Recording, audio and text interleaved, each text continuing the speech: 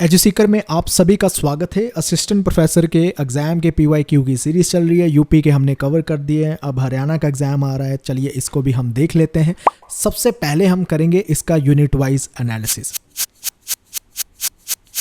तो बेसिकली अगर आप ध्यान से देखेंगे तो 3 यूनिट बहुत ही ज़्यादा भयंकर लेवल के डोमिनेट थे। कंपैरेटिव, इंटरनेशनल रिलेशन और 7th यूनिट में से तो 24 क्वेश्चन आए थे। तो इन यूनिट पर तो 2020 में ज़्यादा फोकस किया गया था। संभावना ये होगी कि ऐसे ही मिलते जुलते यूनिट से ही किया जाएगा, जैसे IR और 7th यूनिट हो सकता है आने वाले टाइम पर इस पे ही ज़्यादा फोकस जो है इस बार भी रहे।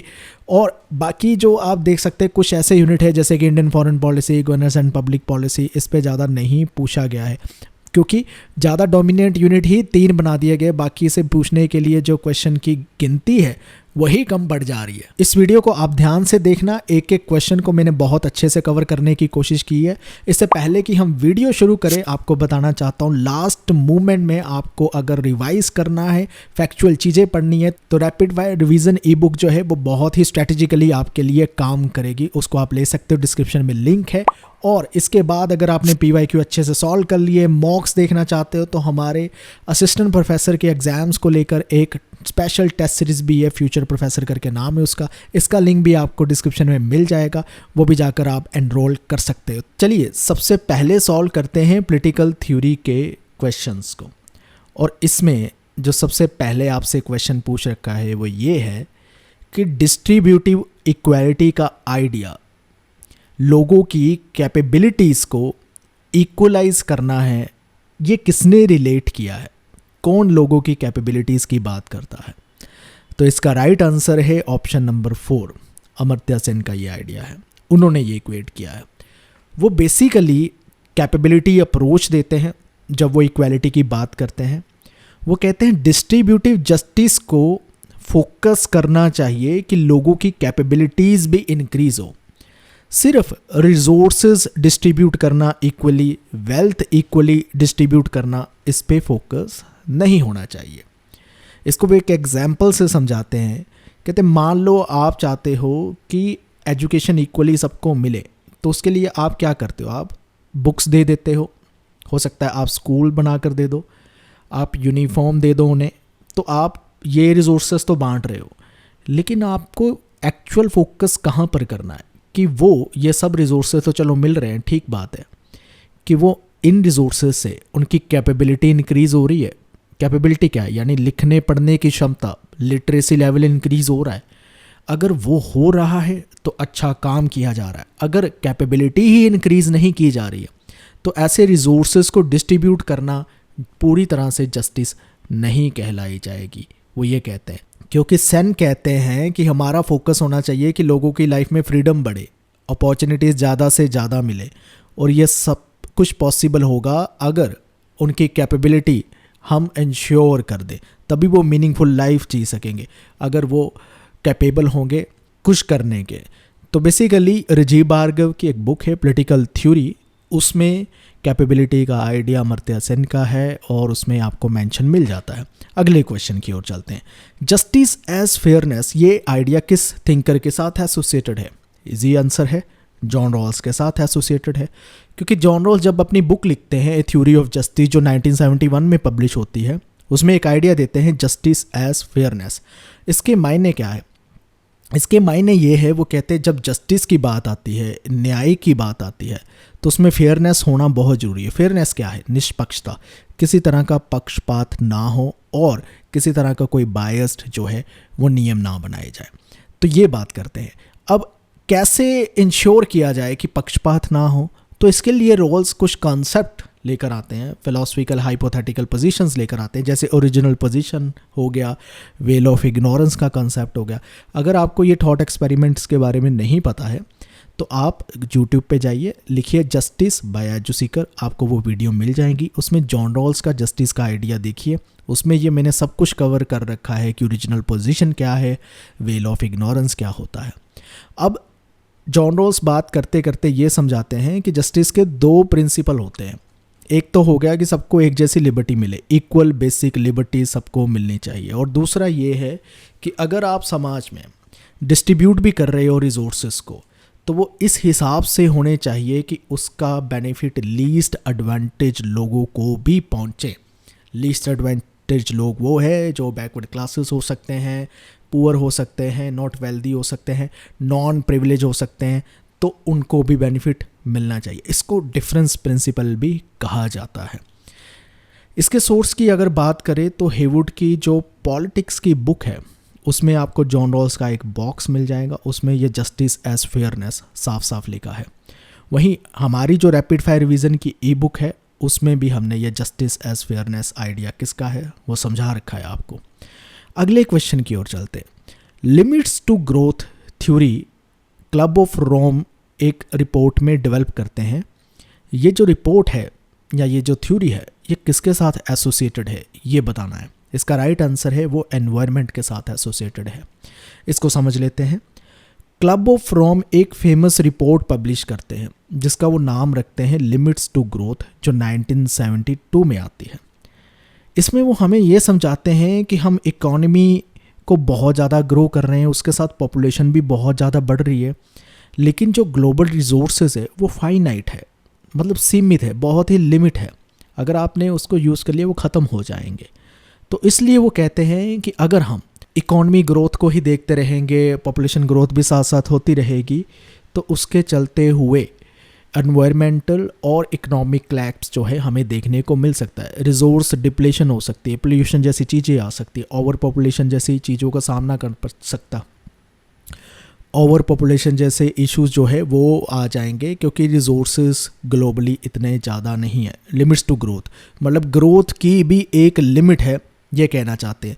तो इसलिए इंडस्ट्रियल और इकोनॉमिक एक्सपेंशन अनचेक्ड नहीं होनी चाहिए, उसको सस्टेनेबली वे में करने की हमें ज़रूरत होती है। और ये रिपोर्ट जो है एनवायरनमेंट के साथ ही रिलेटेड है। हेवुड की ग्लोबल पॉलिटिक्स में ये आपको मिल जाता है कि क्लब ऑफ रोम की लिमिट्स टू ग्रोथ जो है वो कहीं ना कहीं एनवायरनमेंट के साथ रिलेटेड है। नेक्स्ट क्वेश्चन की ओर चलते हैं। दो लिस्ट को आपने मैच करना है। एक लिस्ट में थिंकर्स दे रखे हैं, दूसरे लिस्ट में उनके आइडियाज़ दे रखे हैं। इसका वैसे राइट आंसर ऑप्शन नंबर 3 है। एक एक करके हम देख लेते हैं। बर्लिन नेगेटिव लिबर्टी के साथ एसोसिएट करते हैं क्योंकि बर्लिन ऐसे हैं जिन्होंने सबसे पहले ये बताया था कि लिबर्टी के दो कंसेप्ट्स होते हैं, नेगेटिव एंड पॉजिटिव। ये बर्लिन ही है जो लिबर्टी के ये दो क्लासिफिकेशन करते हैं। नेगेटिव लिबर्टी का उनके लिए मतलब ये है कि किसी भी तरह के एक्सटर्नल कॉन्स्टेंट जो है, एक्सटर्नल बाधाएं हैं, उससे फ्रीडम मिलना। और एफ.ए. हैक इनजस्टिस और मिसफॉर्च्यून की बात करते हैं। वो बेसिकली कहते हैं सोशल जस्टिस एक इल्यूजन है, जो भी हमें इकोनॉमिक इनक्वालिटीज़ देखने को मिलती है ये नेचुरल मिसफॉर्च्यून की वजह से देखने को मिलते हैं। कुदरती आपदाएं कहते हैं इसलिए होती है। हमारे ढांचे में, हमारे सिस्टम में किसी तरह की कोई इनजस्टिस नहीं पाई जाती, तो वो सिस्टमेटिक इनजस्टिस की बात नहीं करते हैं। वहीं कार्ल पॉपर इंक्रीमेंटल चेंज की बात करते हैं। वो कहते हैं रेडिकल रेवोल्यूशन लेकर आने से बेहतर है कि आप इंक्रीमेंटल चेंज करते जाएं, धीरे धीरे बदलाव करते जाएं। तो वो इंक्रीमेंटल चेंज की बात करते हैं। सीबी मैकफर्सन क्रिएटिव फ्रीडम की बात करते हैं। मैकफर्सन वो है जो पॉजेसिव इंडिविजुअलिज्म का भी आइडिया देते हैं और वो कहते हैं कि ह्यूमन डेवलपमेंट के लिए क्रिएटिव फ्रीडम का होना बहुत ज़रूरत है। सिर्फ आप प्रॉपर्टी राइट्स तक ही फ्रीडम को सीमित मत कीजिए, लिबर्टी के आइडिया को सीमित मत कर दीजिए, उसमें क्रिएटिव फ्रीडम भी होनी चाहिए जो ह्यूमन को ह्यूमन बनाती है और उन्हें डेवलप करती है। ओपी कापा की बुक में भी आपको कुछ चीज़ें यहाँ से मिल जाती और रैपिड फायर रिवीजन की ई बुक में भी आपको कुछ चीज़ें मिल जाती। नेक्स्ट क्वेश्चन आपसे पूछा गया है पॉजिटिव डिस्क्रिमिनेशन का मेन ऑब्जेक्टिव क्या होता है।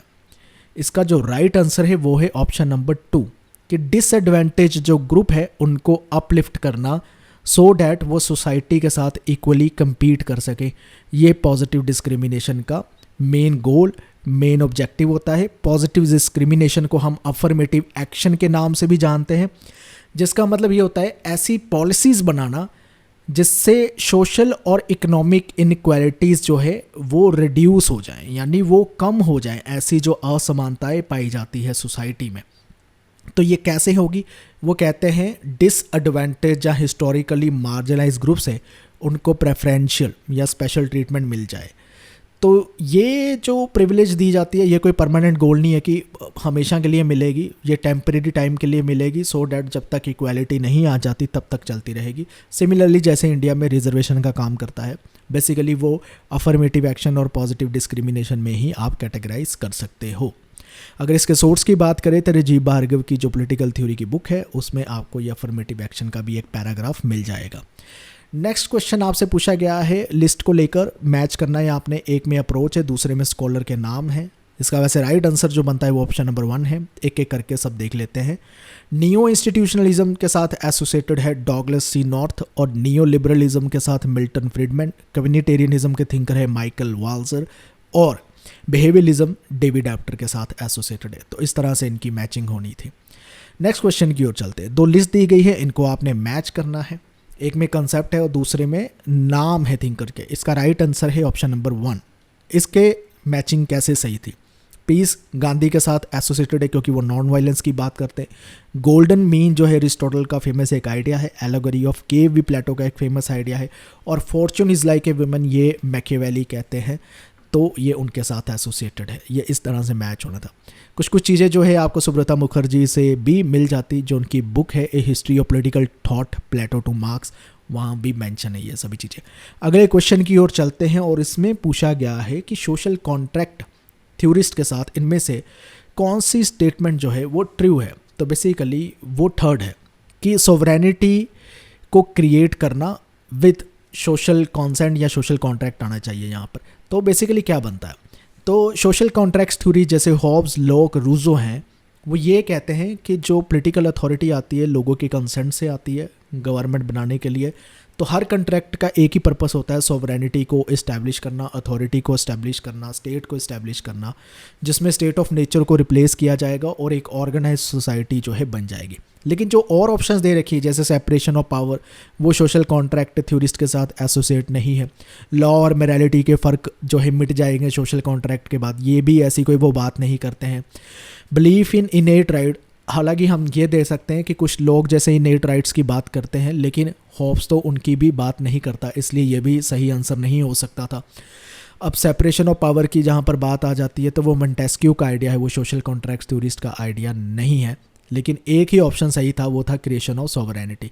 इसके अगर सोर्स की बात करें ओपिगापा में भी आपको ये चीज़ मेंशन मिल जाएगी। एक और बुक है एबस और कमार की पॉलिटिकल थ्योरी की, उसमें साफ साफ लिखा है कि कॉन्ट्रैक्ट किस चीज़ के लिए किया जाता है, उसका रिजल्ट क्या निकलता है, अथॉरिटी, सॉवरेनिटी या स्टेट, उसका रिजल्ट निकलता है। अगले क्वेश्चन में आपसे ये पूछा रखा है कि पॉजिटिव लिबर्टी क्या होती है? इसका राइट आंसर है freedom to choose options. Positive liberty ये होती है। पॉजिटिव लिबर्टी बेसिकली आपको फ्रीडम देती है कि आप कुछ कर सको, कुछ एक्ट कर सको। तो पॉजिटिव लिबर्टी कोई रिस्ट्रिक्शंस की एब्सेंस की बात नहीं करती, वो नेगेटिव लिबर्टी में होता है। पॉजिटिव लिबर्टी में होता है आप डिसीजन ले सको, आप कुछ चूज़ कर सको। ये बेसिकली आपकी पर्सनल ग्रोथ की बात करती है। पॉजिटिव लिबर्टी ये है। बर्लिन ने 2 कंसेप्ट्स ऑफ लिबर्टी करके एक फेमस ऐसे लिखा था 1958 में। उसमें 2 तरह की लिबर्टी बताते हैं कि लिबर्टी 2 कंसेप्ट्स होते हैं, एक है पॉजिटिव लिबर्टी और एक है नेगेटिव लिबर्टी। तो पॉजिटिव लिबर्टी में होता है कि जहाँ पर आप कुछ भी अचीव कर सकते हो, अपनी पोटेंशियल को अचीव कर सकते हो, कुछ कर सकते हो। और यहाँ पर पॉजिटिव लिबर्टी के लिए आपको ऐसा माहौल जो बना कर देगा कि आप कुछ कर सको, कुछ अच्छे से अचीव कर सको, अपनी पोटेंशियल को रियलाइज़ कर सको। स्टेट को काम करना होगा। वहीं नेगेटिव लिबर्टी को स्टेट को काम नहीं करना होगा, किसी तरह की कोई इंटरफेरेंस स्टेट की तरफ से आपको नहीं आएगी। बर्लिन जब ये कंसेप्ट देते हैं उन्हें लगता है नेगेटिव लिबर्टी एक फिर भी ठीक कंसेप्ट है, लेकिन पॉजिटिव लिबर्टी में टोटलिटेरियन के सीड है, क्योंकि स्टेट आपको ऐसा एनवायरनमेंट देने के लिए कभी भी मिसयूज़ कर सकता है ये कहकर कि हम तो आपकी पॉजिटिव लिबर्टी के लिए ये सभी चीज़ें कर रहे हैं। तो ये भी चीज़ आपने याद रखनी है, पूछी जाती होती है कि कौन सी लिबर्टी को बर्लिन जो है फेवर करते हैं। अब इसके अगर सोर्स की बात करें तो राजीव भार्गव की पॉलिटिकल थ्योरी में साफ साफ लिखा है कि पॉजिटिव लिबर्टी का मतलब होता है freedom to do. Freedom to do का मतलब ही है कि फ्रीडम टू चूज़ या फ्रीडम टू एक्ट, यही सभी मायने होते हैं। तो वहाँ से पता चल जाता है। अब इसके बाद सॉल्व करते हैं वेस्टर्न पॉलिटिकल थॉट के क्वेश्चंस को। इसमें जो सबसे पहले क्वेश्चन आपसे पूछा गया है वो है मैच द फॉलोइंग को लेकर। 2 लिस्ट को आपने मैच करना है। एक लिस्ट में थ्योरिस्ट के नाम दिए गए हैं और दूसरे में अप्रोचेस के। तो इसका राइट आंसर बनता है ऑप्शन नंबर 1। चलिए एक एक करके हम देख लेते हैं। जॉर्ज सवाइन जो है वो हिस्टोरिकल अप्रोच से बिलोंग करते हैं, जॉर्ज कैटलिन जो है सोशोलॉजिकल अप्रोच से बिलोंग करते हैं, और फिर इसके बाद आते हैं लियो स्ट्रॉस जो फिलोसफिकल अप्रोच से बिलोंग करते हैं, और ग्रैहम बेल्स साइकोलॉजिकल अप्रोच से जो है बिलोंग करते हैं। तो बेसिकली आपको ये पता होना चाहिए कौन से अप्रोच का कौन कौन सा थिंकर है, ये क्वेश्चन भी पूछ लिया जाता है। तो सुब्रता मुखर्जी में सभी कुछ तो नहीं मिलेगा, एक आधी चीज़ आपको मिल जाएगी, सबाइन का मिल जाएगा, हिस्टोरिकल अप्रोच से बिलोंग करते हैं। तो फिलहाल तो ऐसे ही आप याद कर लीजिए। वेस्टर्न पॉलिटिकल थॉट का सेकंड क्वेश्चन ये है कि अरिस्टोटल ने डिक्लेयर किया है कि man is by nature A political animal. कहते जब उसने ये बात कही है, इनमें से 4 बातें आपको नीचे लिख कर दी गई और आपने बताना है इनमें से कौन सी बात का मतलब इस कोट के साथ ठीक फिट नहीं बैठता है, नहीं बैठता वाला आपने बताना है। तो इसका राइट आंसर है स्टेट और सिविल सोसाइटी में डिस्टिंक्शन होती है, ये फिट नहीं बैठता है, ये जो कोट कहा गया है। एक बार इसको अच्छे से हम समझ लेते हैं कि क्या मतलब है इसका। Man is by nature A political animal, उन्होंने अपनी फेमस बुक पॉलिटिक्स में कहा है। वो बेसिकली यही कहते हैं, इसका मतलब क्या है कि ह्यूमंस जो है नेचुरली पॉलिटिकल कम्युनिटीज़ में रहना चाहते हैं, यानी एक स्टेट बनाना चाहते हैं। क्यों? क्योंकि वो एक गुड और वर्चुअस लाइफ इसी के ज़रिए जी सकते हैं, अदरवाइज़ नहीं पॉसिबल है। इसलिए जो सेकंड ऑप्शन है जहाँ पर लिखा था कि पॉलिटिक्स जो है एक ऐसा प्रोसेस है जहाँ से जस्ट सोसाइटी बनने वाली है, तो वो कहीं ना कहीं मेल खा जाता है, करेक्ट भी हो जाता है। वहीं ऑप्शन 4 में लिख रखा है कि पॉलिटिक्स एक हाईएस्ट साइंस है, क्योंकि इसमें ह्यूमन एक्टिविटीज़ के सभी एक्टिविटीज़ भी आ जाती है और इसके चलते हुए कलेक्टिव गुड पर भी ध्यान रखा जाता है। पॉलिटिक्स में सब चीज़ें जो है कवर हो जाती है, तो ये भी कहीं ना कहीं कनेक्ट कर जाती है चीज़, क्योंकि मैन ही जब पॉलिटिकल एनिमल है तो सारी चीज़ें कवर हो गई। अब सिविल सोसाइटी और स्टेट को लेकर अरिस्टोटल किसी तरह की कोई डिस्टिंक्शन नहीं करते हैं, क्योंकि अरिस्टोटल की फ़िलॉसफी में स्टेट में सभी एस्पेक्ट आ जाते हैं। सिविल सोसाइटी आ जाएगा, सोशल इकोनॉमिक मॉरल एस्पेक्ट सभी आ जाएंगे, लेकिन अलग अलग नहीं है ये दो चीज़ें।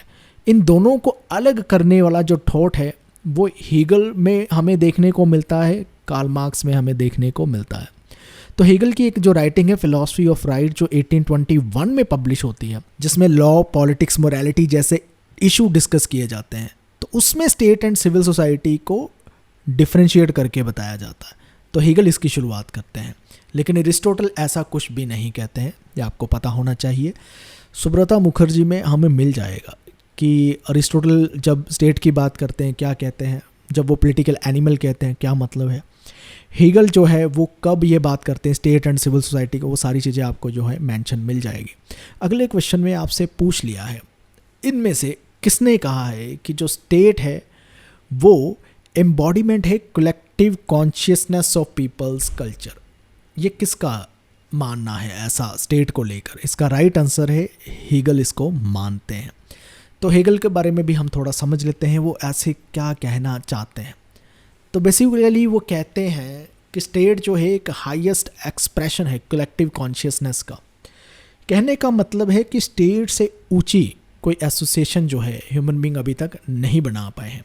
ये एक ऐसी पॉलिटिकल एंटिटी है जिसमें यूनिवर्सल मॉरल स्पिरिट हमें दिखाई देती है, कलेक्टिव विल दिखाई देती है, सोसाइटी का कलेक्टिव कल्चर हमें इसी में दिखाई देने लगेगा। वो कहते हैं हिस्ट्री एक डायलेक्टिकल प्रोसेस है, जहाँ पर जो चीज़ें कह सकते हो आप अच्छी होती है वो कंटिन्यू करती रहती है और जो बुरी होती है वो लिमिनेट होती जाती है। और स्टेट कहते हैं एक ऐसा पार्ट है ह्यूमन बीइंग की लाइफ में जिसकी फुल रैशनल डेवलपमेंट हो चुकी है, यानी स्टेट से बढ़कर अब आगे कुछ नहीं है। तो स्टेट अपने आप में एक परफेक्ट फॉर्म है। तो हीगल को इन्हीं विचारों की वजह से एक आइडियलिस्ट थ्योरिस्ट भी कहा जाता है। तो बेसिकली वो कहते हैं स्टेट जो है वो एम्बॉडीमेंट ऑफ द नेशन है, कलेक्टिव विल है, it's an object of worship, कि इसको तो पूजना चाहिए। ये जैसे भगवान धरती पर पधारे हैं, state is March of God on earth, यानी स्टेट को लेकर वो ऐसी बातें लिखते हैं। नेक्स्ट क्वेश्चन की बात करते हैं। कार्ल पॉपर का एक वर्क है open society and its enemies. उनमें उन्होंने किन किन थिंकर को क्रिटिसाइज़ किया है? इसका राइट आंसर है ऑप्शन नंबर 3, प्लेटो, हीगल और मार्क्स, इन तीनों को किया है। अब इन तीनों को कैसे किया है, सबसे पहले समझ ले। Open society and its enemies Karl Popper की बुक का नाम है और ये पब्लिश 1945 में होती है। बेसिकली वो पॉलिटिकल फिलॉसफी जिसमें अथॉरिटेरियन और टोटलिटेरियन टेंडेंसीज हो, संभावनाएं हों कि वो ऐसी अथॉरिटेरियन और टोटलिटेरियन स्टेट पैदा कर देंगी, उसको लेकर वो क्रिटिसाइज़ करते हैं। कहते हैं ऐसे पॉलिटिकल फिलॉसफी जो है क्लोज्ड और ऑप्रेसिव सोसाइटीज़ बना सकती है। तो प्लेटो को कहते हैं कि प्लेटो का जो रिपब्लिक है वो एक रिजिड हायरार्किकल और अथॉरिटेरियन पॉलिटिकल ऑर्डर इस्टेब्लिश कर रहा था जो बिल्कुल ही एंटी डेमोक्रेटिक है।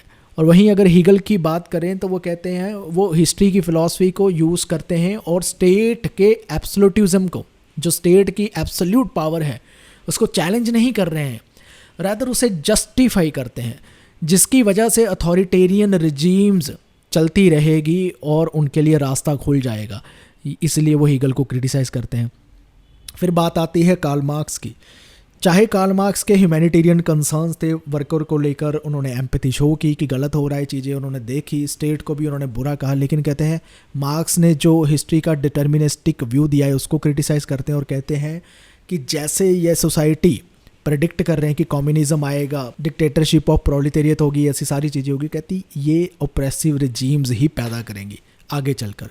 ट्रूली ओपन सोसाइटी नहीं बनेगी कार्ल मार्क्स की फ़िलॉसफी को भी अगर फॉलो किया जाएगा। सुब्रता मुखर्जी की बुक में भी हमें ये चीज़ मेंशन मिल जाती है।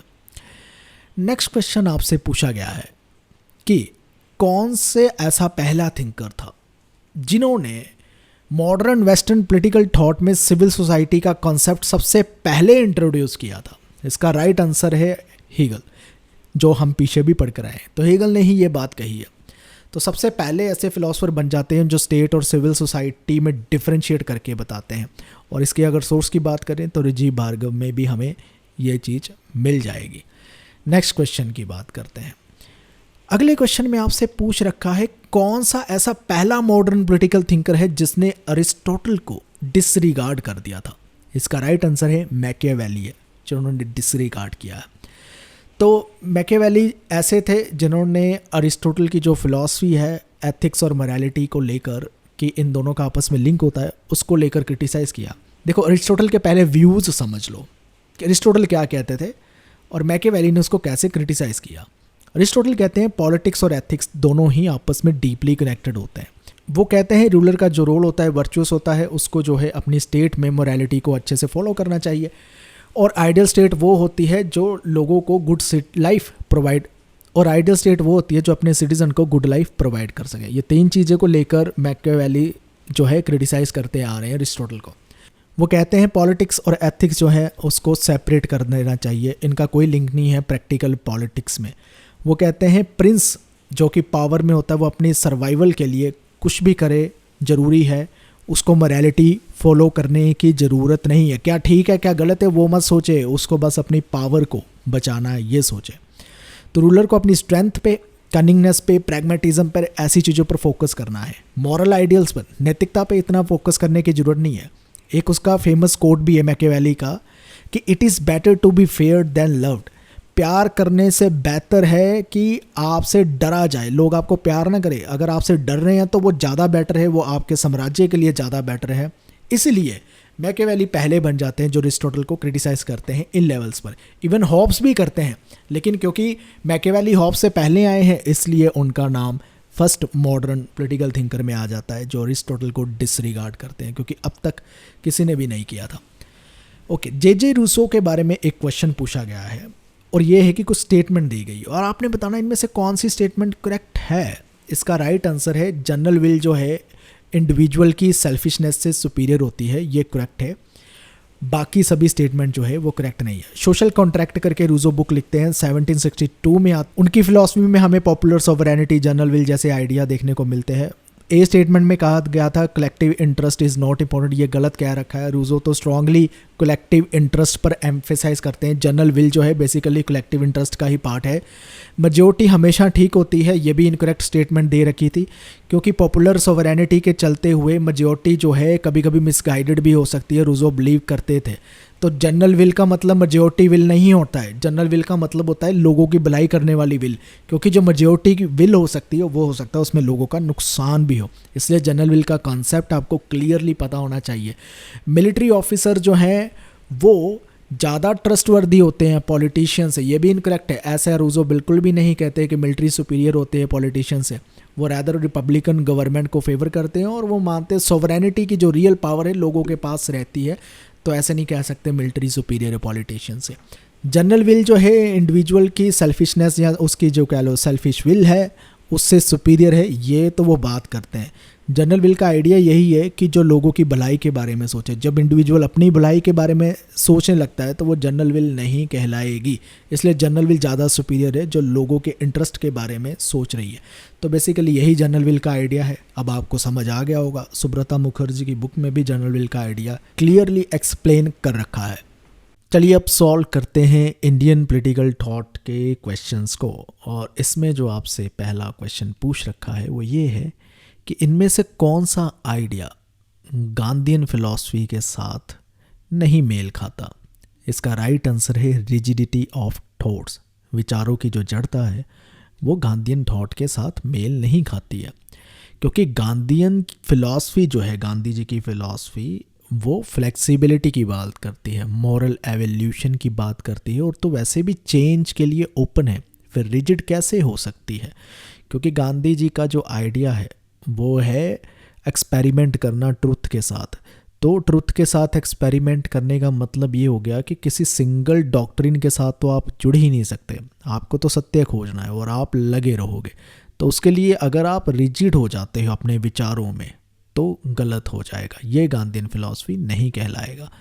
वहीं दूसरी ओर जो और ऑप्शंस दे रखी है, जैसे कि हार्ट ट्रांसफॉर्मेशन, जैसे हम हृदय परिवर्तन भी कहते हैं हिंदी में, तो वो कहीं ना कहीं नॉन वायलेंस के साथ जुड़ा हुआ आइडिया है, वो आइडिया भी ठीक है, गांधी जी ने इस पे भी बात की है।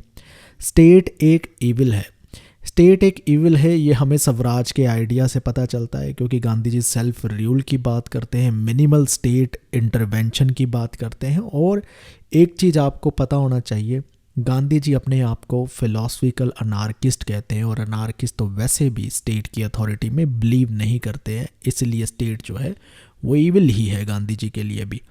वहीं ट्रस्टीशिप का जो आइडिया आ जाता है वो गांधी की एक इकोनॉमिक फिलॉसफी है। गांधी जी उसमें बात करते हैं जो वेल्थी होते हैं वो जो है सोशल वेल्थ के ट्रस्टी बनेंगे, फेयर डिस्ट्रीब्यूशन का ध्यान रखेंगे।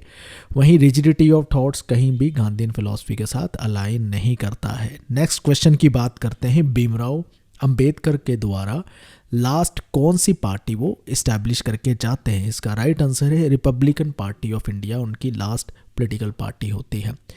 तो बी आर अम्बेडकर ने अपनी लाइफ में कई सारी जो है पार्टीज़ को इस्टेब्लिश किया है। 1956 में Republican party of India establish करते हैं। वो कहते हैं ये एक ब्रॉडर प्लेटफॉर्म रहेगा जो सोशल जस्टिस और इक्वालिटी की बात करेगा और उसके लिए काम करेगा। लेकिन जैसे ही ये फॉर्म की जाती है, शॉर्टली आफ्टर डैट उनकी डेथ हो जाती है। नेक्स्ट क्वेश्चन की बात करते हैं, Marxist theory of surplus value को इनमें से कौन क्रिटिसाइज करता है। तो एक ही हो सकता है, वो है एम.एन. रॉय, क्योंकि वही मार्क्सिस्ट पर काम करते हैं पहले, फिर मार्क्सिज्म को क्रिटिसाइज भी करने लगते हैं। तो पहले वो मार्क्सिस्ट को फेवर करते हैं, लेटर स्टेजेस में वो मार्क्सिज्म को क्रिटिसाइज करने लगते हैं। उन्हें लगता है जो मार्क्सिज्म में इकोनॉमिक डिटर्मिनिज्म है, जहाँ थ्योरी ऑफ सरप्लस वैल्यू है, ये ठीक नहीं है। मॉडर्न इकोनॉमीज़ की कॉम्प्लेक्सिटीज़ को समझने में और काम करने के लिए और भी बहुत सारी चीज़ें चाहिए होंगी। वो अपना रेडिकल ह्यूमनिज़म का आइडिया डेवलप करते हैं, जिसमें इंडिविजुअल की फ्रीडम की बात की जाती है, ना कि सिर्फ इकोनॉमिक डिटर्मिनिज्म की जो मार्क्सिज्म की थ्योरी है वहाँ तक सीमित रहा जाता है। वो कहते हैं सरप्लस वैल्यू एक सोल रीज़न नहीं हो सकता जिसकी वजह से एक्सप्लॉइटेशन हो रही है। ब्रॉडर सोशल पॉलिटिकल फ्रेमवर्क हमें समझना होगा, फिर जाके हमें पता चलेगा कि हम कैसे लोगों को लिबरेट कर सकते हैं जिनके साथ शोषण हो रहा है, एक्सप्लॉइटेशन हो रही है, ऑपरेशन हो रहा है। ओके, ये हमें पार्ट मिल जाता है इग्नो के नोट्स में, वहाँ से आप कह सकते हैं ये क्वेश्चन भी बन रखा है। अब आपसे ये पूछा गया है कि कुछ पेयर दिए गए हैं और कौन सा करेक्टली मैच नहीं कर रहा है, ये आपने बताना है। इसका राइट आंसर है लॉन्ग वॉक ऑफ पीस, जो है जोहन गाल्टुंग का आइडिया नहीं है। इसको थोड़ा सा समझ लेते हैं। मार्क शेपर्ड जो है गांधी टुडे करके राइटिंग लिखते हैं, राजमोहन गांधी द गुड बॉटमैन लिखते हैं, Rajni Kothari state against democracy लिखते हैं। वहीं जोहन गाल्टुंग जो है लॉन्ग वॉक ऑफ पीस नहीं लिखते हैं। ये यूनेस्को के साथ जुड़ा हुआ एक आइडिया, आप सोर्सेज भी देख सकते हैं, यूनेस्को की वेबसाइट में आपको ये मिल भी जाएगा। नेक्स्ट बात करते हैं अगले क्वेश्चन की। इसमें एक स्टेटमेंट दे रखी है और उस स्टेटमेंट में बेसिकली ये कोट है जिसमें कह रहे हैं कि greatest happiness of greatest number के प्रिंसिपल पे मैं विश्वास नहीं करता हूँ। मेरे लिए रियल और ऑनरेबल प्रिंसिपल वही है जिसमें सबकी डेवलपमेंट हो रही हो। तो ये किसका आइडिया है? ध्यान से देखा जाए तो ये किसका आइडिया हो सकता है? एम.के. गांधी का हो सकता है, क्योंकि सर्वोदय का उनका एक कॉन्सेप्ट है जिसमें है वेलफेयर ऑफ ऑल। तो ये डेवलपमेंट ऑफ ऑल और वेलफेयर ऑफ ऑल मेल खा जाता है। वहीं से आपको पता चल जाता है कि ये कोट उनका ही होना चाहिए, चाहे कोट कभी सुना भी ना हो। तो महात्मा गांधी वैसे भी यूटिलिटेरियनिज्म का आइडिया रिजेक्ट करते हैं जो जर्मी बेंथम के द्वारा दिया जाता है। वो बात करते हैं कि जो डेवलपमेंट होनी चाहिए इंडिविजुअल्स की, वो सब इंडिविजुअल्स की होनी चाहिए, मेजॉरिटी की ही सिर्फ नहीं होनी चाहिए। तो वो सर्वोदय का आइडिया लेकर आते हैं जिसमें है welfare of all rather than the happiness of the majority. क्योंकि मेजॉरिटी की बात की जा रही है ना, greatest happiness of the greatest number, तो ये ग्रेटेस्ट नंबर मेजॉरिटी हो जाती है। तो उनके जो आइडियाज़ है सर्वोदय के, वो स्पिरिचुअलिटी, एथिक्स, सेल्फ डेवलपमेंट जैसे कॉन्सेप्ट्स को लेकर साथ में मिलकर बनता है। और वैसे भी वो कहते हैं कि जो सही प्रोग्रेस है सोसाइटी में वो मटेरियल गेन से नहीं होती है, वो होती है जब सोसाइटी में इंडिविजुअल की डेवलपमेंट की जाती है। तो उस पे ज़्यादा वो फोकस करते हैं। ये भी इग्नो के नोट्स में हमें ये बात मिल जाती है। नेक्स्ट क्वेश्चन आपसे कह रखा है कि इनमें से कौन सा पेयर जो है इनकरेक्टली मैच करता है। ये बहुत ही इजी बन जाता है क्योंकि एम.के. गांधी हिंदी स्वराज पता है लिख रखा है, M.N.. Roy India in transition famous है, कौटिल्य का अर्थशास्त्र भी फेमस है। तो बची फिर एक ही बुक है, वो है आर.जी. भंडारकर की हिस्ट्री ऑफ धर्मशास्त्र। इनकरेक्टली मैच होगा तो एलिमिनेशन से भी कभी कभी काम चल जाता है। एम.के. गांधी हिंद स्वराज लिखते हैं 1909 में और M.N.. Roy India in transition लिखते हैं 1922 में। वहीं आर.जी. भंडारकर जो हैं हिस्ट्री ऑफ धर्मशास्त्र लिखते हैं, ये इनकरेक्ट है, ये उन्होंने नहीं लिखा है, ये लिखा है पी.वी. काने ने। तो भंडारकर जो है वैसे वो एशियन इंडियन हिस्ट्री पे, रिलीजन पे, संस्कृत लिटरेचर पर, वैष्णविज्म, शैविज्म और माइनर रिलीजियस सिस्टम ऐसी चीज़ों पर काम करते हैं। धर्मशास्त्र पर काम नहीं है, वो पी.वी. काने का है। और वहीं कौटिल्य का अर्थशास्त्र, ये भी ठीक है, ये भी आपको पता है। अगर इसके सोर्स की बात करें तो बहुत ही बारीकी में जाकर पूछ लिया गया है। महेंद्र प्रसाद की एक बुक आती है इंडियन पॉलिटिकल थॉट की, फेमस बुक है, वी नो डैट, बट उसके ना रेफरेंसेस में से ये क्वेश्चन बना दिया गया है। तो इसलिए थोड़ा सा डिफ़िकल्ट तो हो जाता है, लेकिन एलिमिनेशन से हम निकाल भी सकते थे। नेक्स्ट हम सॉल्व करते हैं कंपैरेटिव पॉलिटिक्स के क्वेश्चंस को। इसमें जो सबसे पहले आपसे क्वेश्चन दे रखा है वो ये है कि लार्ज और कॉम्प्लेक्स सोसाइटीज़ में डेमोक्रेसी को वायबल बनाने के लिए, प्रैक्टिकल बनाने के लिए कौन सा की आइडिया जो है वो आता है? इसका राइट आंसर है रिप्रेजेंटेशन आती है, जिसे हम रिप्रेजेंटेटिव डेमोक्रेसी भी कहते हैं।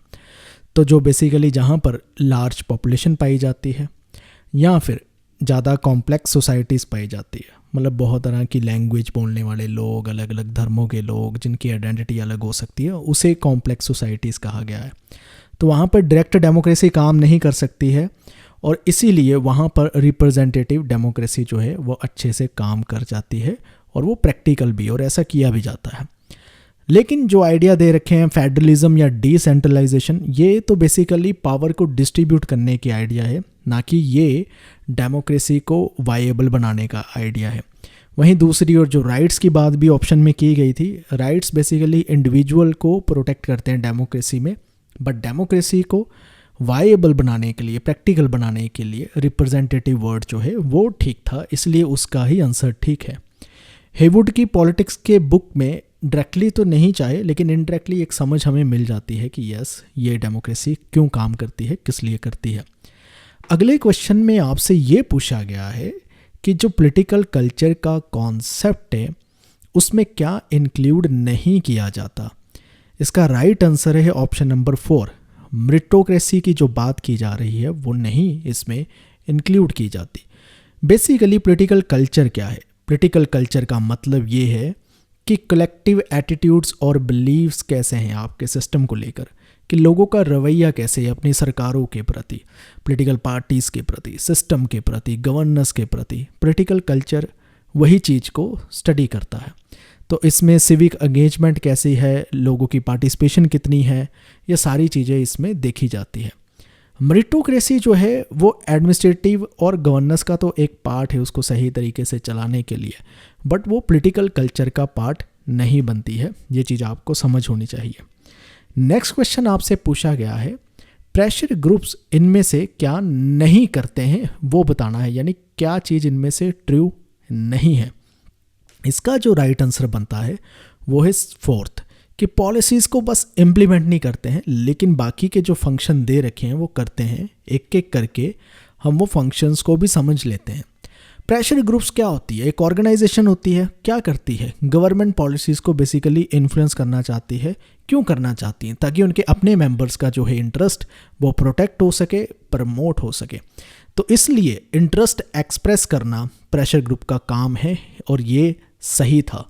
और वहीं दूसरी ओर पॉलिटिकल पार्टीज़ को फाइनेंस करना, यानी कुछ फंड्स देने, तो प्रेशर ग्रुप्स ये भी काम करती आ रही हैं। कुछ कुछ करते होंगे, अगर प्राइमरली सभी प्रेशर ग्रुप नहीं करते हैं तो उनका चाहे ये मेजर फंक्शन नहीं है लेकिन ये उनका एक फंक्शन है। ओके, गवर्नमेंट की पॉलिसीज़ को इन्फ्लुएंस करना ये तो हमने समझ ही लिया है ऊपर, यस वो इन्फ्लुएंस करते हैं, लेकिन पॉलिसीज़ इम्प्लीमेंट करने का काम प्रेशर ग्रुप का बिल्कुल नहीं होता है, वो सरकारें ही करती हैं। इसलिए जो ऑप्शन बी इम्प्लीमेंटिंग पॉलिसीज़ दे रखा था वो सही नहीं है। ये पूछा गया है कि इनमें से कौन सी स्टेटमेंट करेक्ट नहीं है, ये बताना है।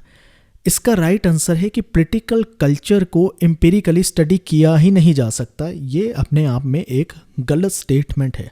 आप देख रहे हो ये जो एग्ज़ाम है आपका कॉम्पैरेटिव का, इसमें आपको फैक्चुअल नहीं कंसेप्चुअल क्वेश्चन अच्छे से पूछे जा रहे हैं, which is a good thing. और एनटीए को सीखना चाहिए कि कंसेप्चुअल क्वेश्चन जो है ऐसे बिल्ड किए जाते हैं।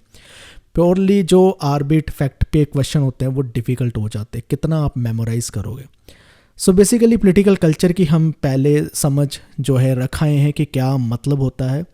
और दूसरी चीज़ आपको ये समझनी होगी कि पॉलिटिकल कल्चर एम्पिरिकली स्टडी करता है, सर्वेस करता है, स्टडी करता है, एनालिसिस करता है, ये समझने के लिए कि लोग अपने पॉलिटिकल सिस्टम को कैसे समझते हैं, उसके साथ कैसे इंटरेक्ट करते हैं। इनफैक्ट गैब्रियल आलमंड और सिडनी वर्बा जैसे थिंकर जिन्होंने पॉलिटिकल कल्चर के कॉन्सेप्ट लेकर आए हैं, जिनके अपने ही कॉन्सेप्ट हैं, उन्होंने अपनी सिविक कल्चर का जो काम किया है उसमें बेसिकली एम्पिरिकल स्टडीज़ ही उन्होंने की है, कोई और स्टडी नहीं की है। एम्पिरिकल स्टडीज़ का मतलब होता है आपने फैक्ट्स के आधार पर बात करनी है, डाटा के आधार पर बात करनी है, अपने से जोड़कर या अपनी मर्जी से अपनी ओपिनियन उसमें ऐड नहीं करनी होती है। तो पॉलिटिकल कल्चर की स्टडी एम्पिरिकल स्टडी कर सकती है, लेकिन स्टेटमेंट में लिखा था नहीं कर सकती, इसलिए वो गलत हो जाता है। नेक्स्ट क्वेश्चन आपसे पूछा गया है कि इनमें से पीस मूवमेंट हम किसको कह सकते हैं। इसका राइट आंसर है न्यू सोशल मूवमेंट्स को पीस मूवमेंट कह सकते हैं। कैसे समझते हैं? पीस मूवमेंट क्या है? एक सोशल मूवमेंट है जो वार के अगेंस्ट, वायलेंस के अगेंस्ट या न्यूक्लियर वेपन्स के अगेंस्ट काम करती है, और ये पीस, नॉन वायलेंस, डिसआर्मामेंट जैसी चीज़ों को लेकर आना चाहती है। अब न्यू सोशल मूवमेंट 1960s के टाइम पर इमर्ज होती है और ये सोशल और कल्चरल इश्यूज़ पर तो बात करती है। इसमें कौन कौन सी मूवमेंट आ जाती है? जैसे पीस हो गया, एनवायरनमेंट हो गया, ह्यूमन राइट्स हो गया, फेमिनिज्म हो गया, ये सभी जो मूवमेंट है ये कहीं ना कहीं न्यू सोशल मूवमेंट का पार्ट है और उनमें से पीस मूवमेंट भी पार्ट है। अगले क्वेश्चन में आपसे पूछा गया है इनमें से कौन सा सेट ऑफ कंट्री जो है फेडरल स्टेट्स कहलाई जाती है, आपने ये बताना है। इसका राइट आंसर है option number second, US, Australia, Malaysia, Canada. ये सभी के सभी अपने आप में फेडरल स्टेट हैं। वहीं श्रीलंका, फ्रांस और साउथ अफ्रीका जो है वो एक यूनिटरी सिस्टम है, प्योरली फेडरल नहीं कहलाया जा सकता। इग्नो के मटेरियल में हमें ये चीज़ मिल जाती है। नेक्स्ट क्वेश्चन आपसे पूछा गया है कि आपने ये बताना है कौन से पेयर जो है वो सही मैच कर रहे हैं, ये बताना है। इसका राइट आंसर है 2, 3, 4 सही मैच कर रहे हैं, लेकिन जो पहला दे रखा है वो सही मैच नहीं कर रहा है। सबसे पहले तो समझो कि ये जो गुनार मिनरल है ये ओवर डेवलप स्टेट का आइडिया इन्होंने नहीं दिया है। वो किसने दिया है? वो दिया है हामजा आलवी ने, ये याद रखना है आपने। एजी फ्रैंक ने डेवलपमेंट ऑफ अंडर डेवलपमेंट का आइडिया दिया है, ये बिल्कुल ठीक है, ये उन्होंने आइडिया दिया है। उनका एक फेमस वर्क है डेवलपमेंट ऑफ अंडर डेवलपमेंट जो 1966 में आता है, जिसमें वो कोर पेरिफेरी मॉडल की बात करते हैं कि कैसे काम कर रहा है। डिपेंडेंसी थ्योरी के बेसिकली थिंकर है। W Rostow stages of growth की बात करते हैं। तो इनका एक बुक है stages of economic growth a non communist manifesto, Karl Marx का है ना कम्युनिस्ट मैनिफेस्टो, तो ये लिखते हैं ए नॉन कम्युनिस्ट मैनिफेस्टो। तो 1960 में बेसिकली बुक आती है, इसमें 5 वो स्टेजेस बस आते हैं किसी कंट्री में जब इकोनॉमिक डेवलपमेंट होती है। तो पहली स्टेज होती है ट्रेडिशनल सोसाइटी, फिर होती है pre conditions for take off, और फिर होती है take off, then drive towards maturity, and then आता है age of high mass consumption. ये आपने स्टेजेस ऑर्डर में याद करनी है क्योंकि इससे क्वेश्चन बन जाता होता है। इमैनुअल वर्डस्टेन ने वर्ल्ड सिस्टम एनालिसिस दिया था जिसमें वो कोर, सेमी पेरिफेरी और पेरिफेरी जैसे 3 जो है कंट्रीज़ को क्लासीफाइड करके समझाने की हमें कोशिश कर रहे हैं कि कौन सी कंट्री रॉ मटेरियल प्रोड्यूस कर रही है, कौन सी फिनिश प्रोडक्ट कर रही है, कहाँ पर लेबर चीप है, ये सारी चीज़ों में वो समझाना चाहते हैं कि कैसे जो है वर्ल्ड लेवल पर एक इकोनॉमिक सिस्टम चल रहा है। अब आपने ये बताना है इनमें से कौन सा फीचर या करेक्टरिस्टिक्स पॉलिटिकल बिहेवियरिज्म की नहीं है। इसका राइट आंसर है पॉलिटिकल वैल्यूज़ को प्रायोरिटाइज करना, ये नहीं है। क्योंकि अगर आप बिहेवियरिज्म को अच्छे से समझते हो तो ये एक ऐसा कॉन्सेप्ट था जो बात करता है कि हमें साइंटिफिक मेथड यूज़ करने चाहिए, हमें जो है एम्पिरिकल मेथड यूज़ करने चाहिए, हमें वैल्यू फ्री एक्सप्लेनेशन देनी चाहिए किसी भी पॉलिटिकल फिनोमिना की। तो ये ऐसी बातें करता है। पॉलिटिकल वैल्यूज़ को तो ये क्रिटिसाइज़ करता है, उसको स्टडी में कहते हैं आने ही नहीं देना है। पॉलिटिकल वैल्यूज़ मतलब जो आप अपने से चीज़ें जोड़ सकते हो। तो ये नॉर्मेटिव और वैल्यू लेडन की बात नहीं करता है, ये बात करता है कि आप जो है एम्पिरिकल डाटा पर काम करो, फैक्ट्स पर काम करो। तो बिहेवियरिज्म इसकी बात करता है। नेक्स्ट क्वेश्चन आपसे डिपेंडेंसी थ्योरी को लेकर कुछ स्टेटमेंट दी गई हो और आपने बताना है इनमें से कौन कौन सी स्टेटमेंट जो है वो करेक्ट है। इसका राइट आंसर है ऑप्शन नंबर 2। दूसरी और चौथी स्टेटमेंट करेक्ट है लेकिन बाकी नहीं है। एक एक करके समझ लेते हैं।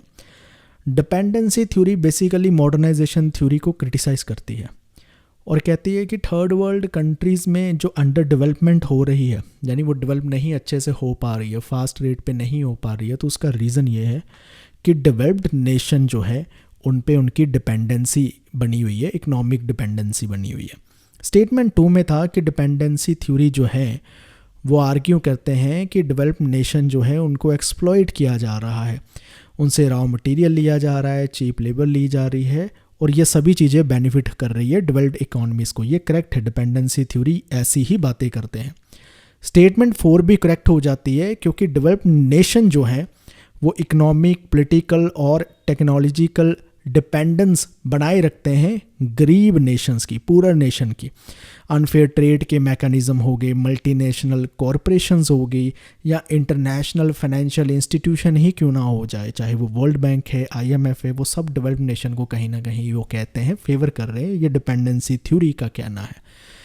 और वहीं स्टेटमेंट 1 जो कह रखा था ना वाइट मैन बर्डन, ये डिपेंडेंसी थ्योरी रहकर इसे क्रिटिसाइज़ करती है, इसको कोई फेवर नहीं करती। कहते ये तो कॉलोनियल जस्टिफिकेशन है इंपीरियलिज्म की।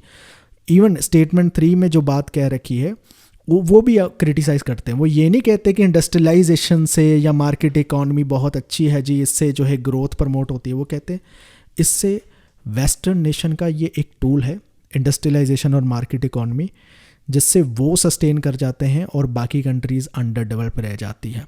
तो क्रिटिसाइज़ करते हैं इस चीज़ को। इसी हिसाब से आंसर आपने देना था। इसके सोर्स की बात करें तो इग्नो के मटेरियल में हमें ये कुछ चीज़ें मिल जाती है और पता चल जाता है आंसर राइट क्या हो सकता है। अमेरिकन प्रेसिडेंट के जब इलेक्शन होते हैं, अगर कोई भी कैंडिडेट को मेजॉरिटी नहीं मिलती है वोटिंग में, तो फिर वो कैसे डिसीज़न लिया जाता है, क्या डिसाइड किया जाएगा, कौन बनेगा प्रेसिडेंट, किसके पास जाता है। तो जब टाई हो जाता है, बेसिकली कोई भी कैंडिडेट मेजॉरिटी नहीं रिक्वायर कर पाता, तो ये जाता है हाउस ऑफ रिप्रेजेंटेटिव के पास डिसीज़न जाता है। ये ध्यान आपने रखना है। और 12th अमेंडमेंट जो US के कॉन्स्टिट्यूशन में की गई थी, उसमें ये बात क्लियरली लिख रखी है। इसमें क्या कहा जाता है, हाउस ऑफ रिप्रेजेंटेटिव के पास जब डिसीज़न भेज दिया जाता है, तो अमेरिका में 50 स्टेट होती है, हर स्टेट के पास एक वोटिंग राइट होता है, तो वो वोट देंगी और 26 वोट अगर किसी भी प्रेसिडेंट कैंडिडेट को फेवर कर जाती है तो वो जीत जाता है। वहीं वाइस प्रेसिडेंट में अगर टाई हो जाता है तो सेनेट उस पर वोटिंग करती है, और प्रेसिडेंट में होता है तो हाउस ऑफ रिप्रेजेंटेटिव करता है। ये आपने ध्यान रखना है, और ये चीज़ इग्नो के मटेरियल में साफ साफ लाइन लिख भी रखी है, आप देख सकते हो।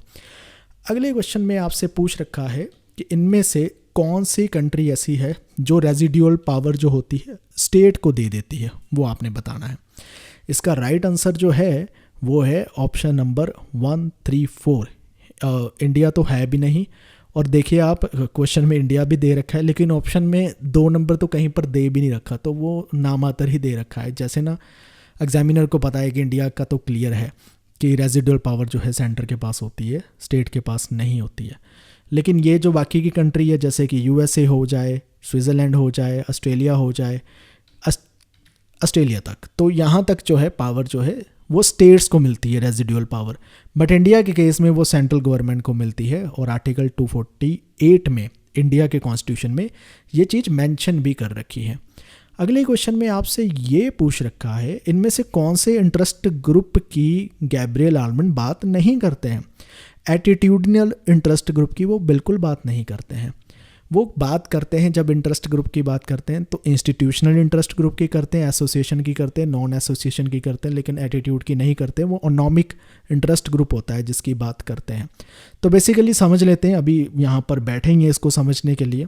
तो इंस्टीट्यूशनल इंटरेस्ट ग्रुप वो होते हैं जो हो सकता है गवर्नमेंट का पार्ट हो, किसी इस्टेब्लिश इंस्टीट्यूशन का पार्ट हो, वो ब्यूरोक्रेसीज के ग्रुप हो सकते हैं, तो वो इंस्टीट्यूशनल इंटरेस्ट ग्रुप हो गए, कोई ऑफिशियल ने आपस में ग्रुप बना लिया। वहीं एसोसिएशनल इंटरेस्ट ग्रुप वो होते हैं, स्पेसिफिक मेंबरशिप होती है, उनके गोल होते हैं, ट्रेड यूनियन के ग्रुप कह लो, वो एसोसिएशनल इंटरेस्ट ग्रुप में आएंगे। वहीं नॉन एसोसिएशनल इंटरेस्ट ग्रुप वो होते हैं जिनकी फॉर्मल ऑर्गेनाइजेशन नहीं होती, वो रिलीजियस बेस्ड भी ग्रुप हो सकते हैं, एथनिक बेस्ड भी ग्रुप्स हो सकते हैं। तो ये होते हैं 3, तो यहाँ पर मैंने एक्सप्लेन कर रखे हैं। वैसे टोटल 4 होते हैं, एक और होता है उसे कहते हैं इकोनॉमिक इंटरेस्ट ग्रुप, जिसमें आप कह सकते हो टेररिस्ट टाइप ऑफ ऑर्गेनाइजेशन शामिल हो जाती है। कंपैरेटिव पॉलिटिक्स की जो बुक है बिस्वाल की, उसमें आपको ये सभी चीज़ें मिल जाती। नेक्स्ट क्वेश्चन आपसे पूछ रखा है, आपने ये बताना है कि इनमें से इनपुट और आउटपुट जो डेमोक्रेटिक पॉलिटिकल सिस्टम में होती है वो किस रिलेशन को इंडिकेट करती है, मतलब क्या करता है वो सिस्टम और कौन सी कैपेबिलिटी पर काम करता है, ये बताना है। इसका राइट आंसर है वो डिस्ट्रीब्यूटिव कैपेबिलिटी को लेकर चलता है। अब इसके मायने क्या है, इसको समझ लेते हैं कि देखिए इनपुट में आ जाते हैं पब्लिक डिमांड्स, रिसोर्सेज, एक्सपेक्टेशन, और आउटपुट में आ जाती है सरकार जो पॉलिसीज़ बनाएगी, लॉ बनाएगी, रूल्स बनाएगी, जो सर्विसेज देगी। तो ये चीज़ क्या रिफ्लेक्ट करता है, ये चीज़ बेसिकली डिस्ट्रीब्यूटिव कैपेबिलिटी को रिफ्लेक्ट करता है। तो जब आप डेविड ईस्टन का इनपुट आउटपुट मॉडल पढ़ते हो तो उसमें एक वो वर्ड यूज़ करते हैं कि सिस्टम का काम है अथॉरिटेटिव एलोकेशन ऑफ वैल्यूज़। तो बेसिकली एलोकेट करना काम है। तो किसको एलोकेट करना है, रिसोर्सेज को एलोकेट करना है, लोगों की डिमांड, एक्सपेक्टेशन, ये सभी चीज़ों को ध्यान में रखते हुए करना है, वेलफेयर प्रोग्राम्स लेकर आने हैं। तो ये सारी चीज़ें जो की जाती है कहीं ना कहीं डिस्ट्रीब्यूटिव कैपेबिलिटीज़ के साथ जुड़ जाती है। इसके सोर्स की बात करें तो बेसिकली जेसी जौहरी की बुक में भी ये चीज़ मेंशन है, और इवन इग्नो के मटेरियल में भी ये चीज़ मेंशन है। अगले क्वेश्चन की ओर बात करते हैं। सबसे पहले तो ये समझिए कि आपको दे रखे हैं इनपुट फंक्शन के कुछ कॉन्सेप्ट और उनको डिसऑर्डर कर दिया गया है, और उनको आपने सीक्वेंस में ऑर्डर में लगाना है कि कैसे ये सही ऑर्डर होगा। इसका राइट आंसर वैसे ऑप्शन नंबर 2 बनता है। इसको हम समझते हैं। तो बेसिकली गैब्रियल आल्मंड का जब आप पॉलिटिकल सिस्टम का मॉडल पढ़ने की कोशिश करते हैं तो उन्होंने कुछ इनपुट फंक्शन बताए हैं, एक सिस्टम जो परफॉर्म करता है। वो कैसे होते हैं, सबसे पहले होता है पॉलिटिकल सोशलाइजेशन और रिक्रूटमेंट। इसके मतलब ये है कि इंडिविजुअल जो है उसको फर्स्ट हैंड इन्फॉर्मेशन मिलती है अपने पॉलिटिकल सिस्टम के बारे में, क्या होता है वो सीखता है, और फिर किसी पॉलिटिकल पार्टी या किसी पॉलिटिकल ग्रुप को ज्वाइन करता है या पॉलिटिकली पार्टिसिपेट करता है। तो यहाँ पर आ जाता है पहला स्टेप। दूसरा होता है इंटरेस्ट आर्टिकुलेट। फिर वो इंडिविजुअल या ग्रुप्स जो है अपनी डिमांड और इंटरेस्ट पॉलिटिकल सिस्टम के सामने रखने देते हैं, और फिर इंटरेस्ट एग्रीगेशन आता है। सभी डिमांड्स सिस्टम जो है पूरी नहीं कर सकता, वो कुछ डिमांड को एग्रीगेट कर लेता है, कंबाइन कर लेता है, और उसके बेसिस पे पॉलिसी लेकर आता है। तो फिर इंटरेस्ट एग्रीगेशन आ गया 3rd नंबर पर। 4th पे आ जाता है पॉलिटिकल कम्युनिकेशन, जिसमें जो इंफॉर्मेशन, डिमांड्स, ये सारी चीज़ें रखी जाती है वो पॉलिटिकल सिस्टम में काम करती है, और बेसिकली कम्युनिकेट किया जाता है कि क्या क्या करना है, किन चीज़ों पर डिसीजन लेने, ये सभी कुछ पॉलिटिकल कम्युनिकेशन का पार्ट बन जाता है। इसके अगर सोर्स की बात करें तो तपन बिस्वाल की जो कंपैरेटिव पॉलिटिक्स की बुक है उसमें भी ये मेंशन है, जैसी जोरी में भी आपको मिल जाता है, ये कॉमन चीज़ है। और PYQ नेट के काफ़ी बार ये क्वेश्चन भी आ रखा है। अब आपसे पूछ रखा है इलेक्टोरल सिस्टम और कंट्री, दो लिस्ट दी गई, इनको मैच करना है। इसका राइट आंसर ऑप्शन नंबर 2 बनता है। एक एक करके हम देख लेते हैं। First pass the post system United states of America यानी यूएस में पाया जाता है। 2 राउंड सिस्टम फ्रांस में पाया जाता है। अगर कोई भी कैंडिडेट को मेजॉरिटी नहीं मिलती है तो सेकंड राउंड किया जाता है, टॉप कैंडिडेट्स के बीच में इलेक्शन दोबारा कराए जाते हैं। अल्टरनेट वोट सिस्टम होता है जो ऑस्ट्रेलिया में पाया जाता है, जिसमें रैंक देनी ही, आपने लिस्ट दे रखी होगी आपको, आपने प्रेफर करना है कि मैं फर्स्ट वोट या फर्स्ट प्रेफरेंस इसको जाती है, दूसरी इसको जाती है एक लिस्ट में, उसे अल्टरनेट वोट सिस्टम कहते हैं। एडिशनल मेंबर सिस्टम जो है जर्मनी में पाया जाता है। इसमें 2 मेथड को कंबाइन कर दिया जाता है। फर्स्ट पास द पोस्ट को प्रोपोर्शनल रिप्रेजेंटेशन के साथ कंबाइन करके इलेक्शन किए जाते हैं, सो डैट जो है पार्लियामेंट में रिप्रेजेंटेशन इक्वली सही तरीके से मिल सके। नेक्स्ट क्वेश्चन आपसे पूछा गया है, इंडियन फेडरल सिस्टम सिमिलर है अमेरिकन फेडरल सिस्टम को लेकर, इनमें से किस चीज़ पर आपने बताना है। इसका राइट आंसर है जुडिशरी की जो इंडिपेंडेंस है उसको लेकर ये सिमिलर है। तो इंडियन और अमेरिकन फेडरल सिस्टम में जो जुडिशरी का स्टेटस है वो इंडिपेंडेंट है। दोनों में जो जुडिशरी पाई जाती है उनके पास जुडिशियल रिव्यू की पावर भी है।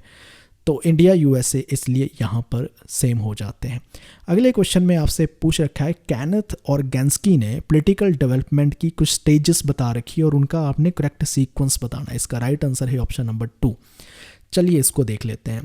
तो basically stages of political development उनका काम है, वो 4 स्टेजेस बताते हैं जहाँ से वो कहते हैं पॉलिटिकल सिस्टम इवॉल्व होता है। सबसे पहले आती है इंटीग्रेशन, जहाँ पर डाइवर्स ग्रुप जो है सिंगल पॉलिटिकल अथॉरिटी के अंडर आ जाते हैं।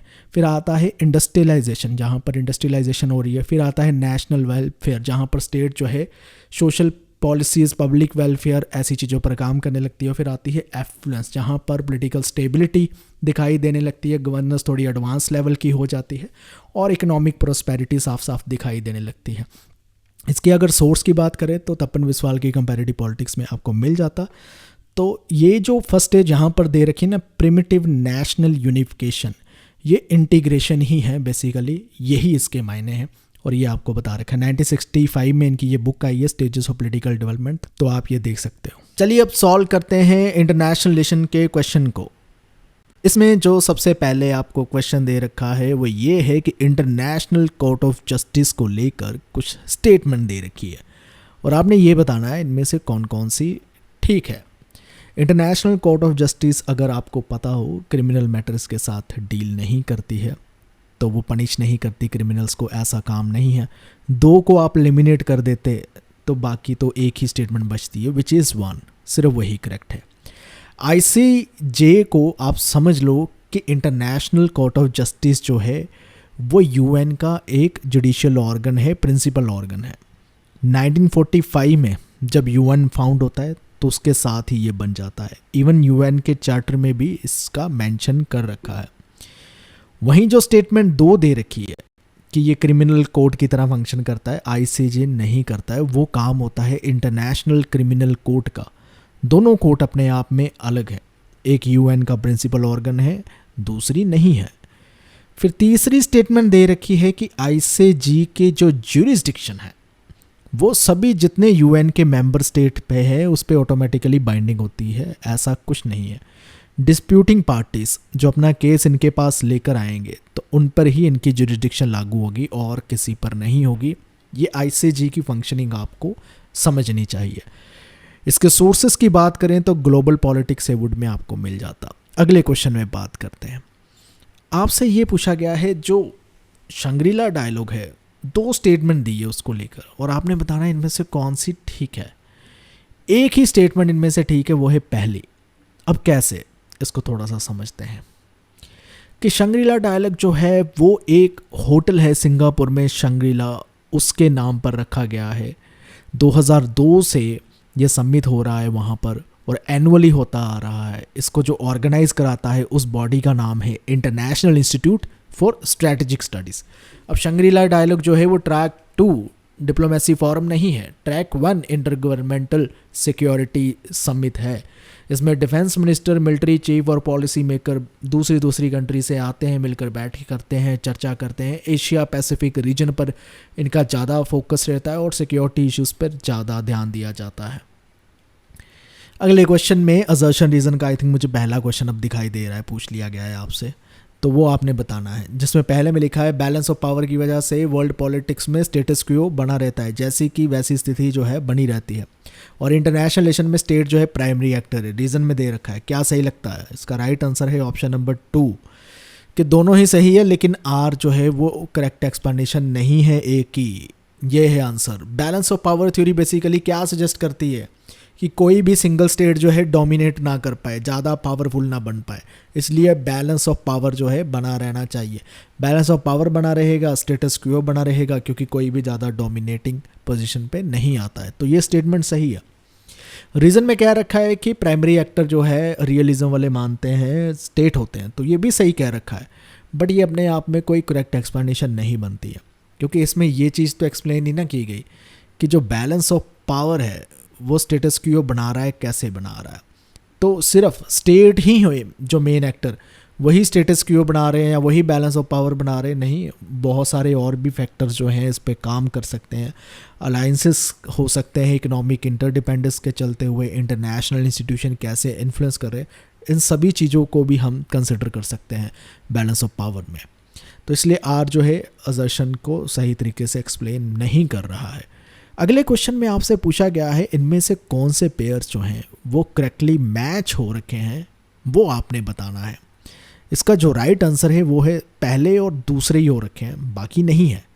तो एक बार इनके पेयर को भी आप समझ लो। नियो जस्ट वार डॉक्ट्रिन जो है जॉर्ज बुश ने ही दिया था 9/11 के अटैक के बाद, जब वो कहते हैं कि हम America war on terror launch करेगा, उसके कॉन्टेक्स्ट में दिया था। नियो जस्ट वार डॉक्ट्रिन बेसिकली जस्टिफाई करता है फोर्स को यूज़ करने के लिए अगर किसी तरह का थ्रेट परसीव हो रहा है किसी कंट्री को, और वैसे भी ये जस्टिफाई किया गया था अफ़गानिस्तान और इराक में अगर कोई अटैक करने की संभावना बन जाए तो उसको जस्टिफाई किया जा सके।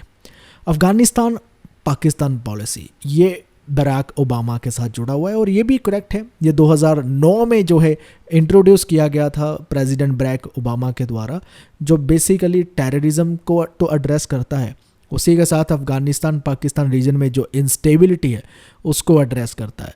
तो ये डिप्लोमेटिक लेवल पर, मिलिट्री लेवल पर, इकोनॉमिक लेवल पर काम करने की बेसिकली पॉलिसी है कि इस रीजन को कैसे डील करना है। वहीं जो सस्टेनेबल डेवलपमेंट गोल है, जिसे हम SDG भी कहते हैं, वो कोफी एनन के टाइम पे नहीं आए थे, वो रैदर 2015 में अडॉप्ट किए गए थे UN के द्वारा और बन की मून की लीडरशिप के टाइम पे आए थे। बन की मून कौन है? UN के सेक्रेटरी जनरल रह चुके हैं।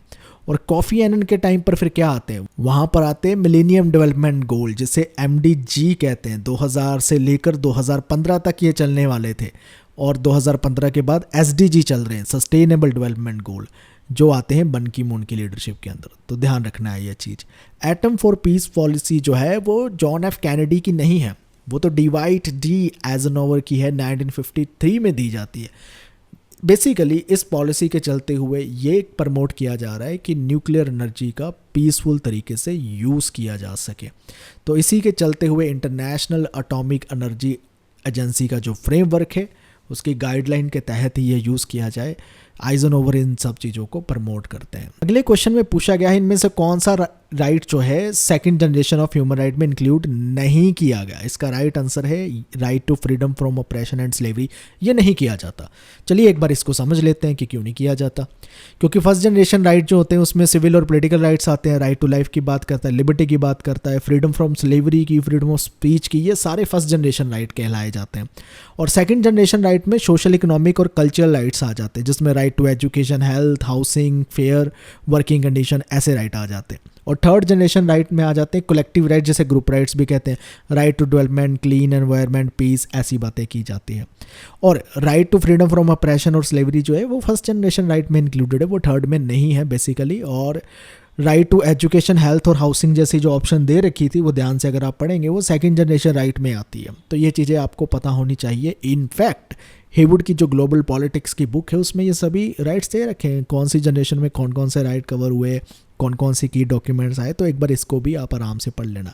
अगले क्वेश्चन में आपसे पूछ रखा है, दो लिस्ट दे रखी है, एक में ट्रीटीज़ है और दूसरे में साल दे रखे हैं, उसको आपने मैच करना है। इसका राइट आंसर ऑप्शन नंबर 1 बनता है। एक एक करके हम जो है इनको देख लेते हैं। जैसे साल्ट 2 है 1979 में यूएस और सोवियत यूनियन के बीच में साइन की जाती है। पीटीबीटी 1963 में है, ये बेसिकली एटमॉस्फेयर, आउटर स्पेस और अंडर वाटर में न्यूक्लियर वेपन टेस्ट को प्रोहिबिट करने की कोशिश करती है।